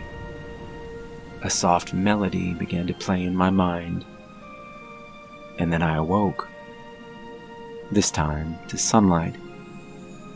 It was morning, a beam of light passing through the foggy window and onto my face. Looking around the room groggily, the cat that had scared the life out of me earlier was nowhere to be seen. Checking the alarm clock on my phone, I was relieved to see there was still plenty of time. I got dressed, brushed my teeth, and headed downstairs. Part of me wanted to explore the house farther, but the directions had been specific. At exactly 10 o'clock, I was to untie the balloon. Heading out the front door, I was surprised to see the vast body of water before me. It was strikingly similar to what I had seen in the dream. A chill went through me as I walked around its edges. I saw it then from a distance, the bright red balloon she had spoken of. I was relieved to see that it at least was different from the dream. Heading closer, I saw that it was already floating at eye level, the only thing stopping its ascension being a white rope that was tied neatly to a stake below. It suddenly struck me just how odd of a request this in fact was. A man I had never known dying by suicide, and then leaving me his entire fortune, which seemed formidable, in trade for doing one small favor after his death, releasing what I imagined was a very expensive red balloon that would carry his ashes up into the ether, and perhaps beyond. And how odd also that his investment was held so haphazardly to the ground below. I figured that even only a moderate amount of wind would have caused the stake to pull free from the ground, and the balloon would have been released far before I had the chance to do it myself. And why was it so important that I be the one to release his ashes anyway? I guess it didn't matter. People were crazy, and if one odd job was all I need do in return for such a fortune, then I would do it. The balloon itself was secured only a few feet from the rocky lake. As I placed my hand on its smooth edges, a cool breeze fell across water, and it began to snow for the first time that morning. Light snowflakes filled the air around me, their company seeming to silence the water on top of the mountain. I knelt down, untied the rope that had only contained a single knot, and felt the balloon's weight in my hand for the first time. It was really heavy. How could it be so heavy? It wasn't large by any means, and only contained my grandfather's ashes, for God's sake. Oh God, the clock. I forgot to check the time, I realized, as the balloon pulled up violently towards the sky above. Shit. And why is the pull of this thing so fucking strong? I tried to force it back down using my body weight, acting like a dog or cat that suddenly became dead weight to avoid a bath or visit to the vet. But it was no use. A gust of wind struck the thing again, and I fell forwards into the water just ahead. I watched the red colors float quickly up through the falling snow, higher and higher. Checking my watch, I saw that the time was 9:44. Close enough. It was just about the time of me losing sight of the balloon, that I noticed a drop of blood on my left hand. I must have cut it on the rope. And then there was a drop on my right hand, and then one on my forearm. Plop, plop. I looked back up towards the sky. Plop, plop, plop. At first I thought, no, I was sure that I was dreaming, or my eyes were just playing tricks on me. They were telling me that what was once only moments ago a fog of white falling gently from the sky was now replaced by a steady drip of dark red. It covered my arms now completely, and my vision seemed to be quickly becoming a mix of that color. "This way," a familiar voice said, as I pulled my eyes from what I was sure was blood covering my entire body and up towards her voice. It was the woman from yesterday, her once dark hair now transformed into a flowing sea of red.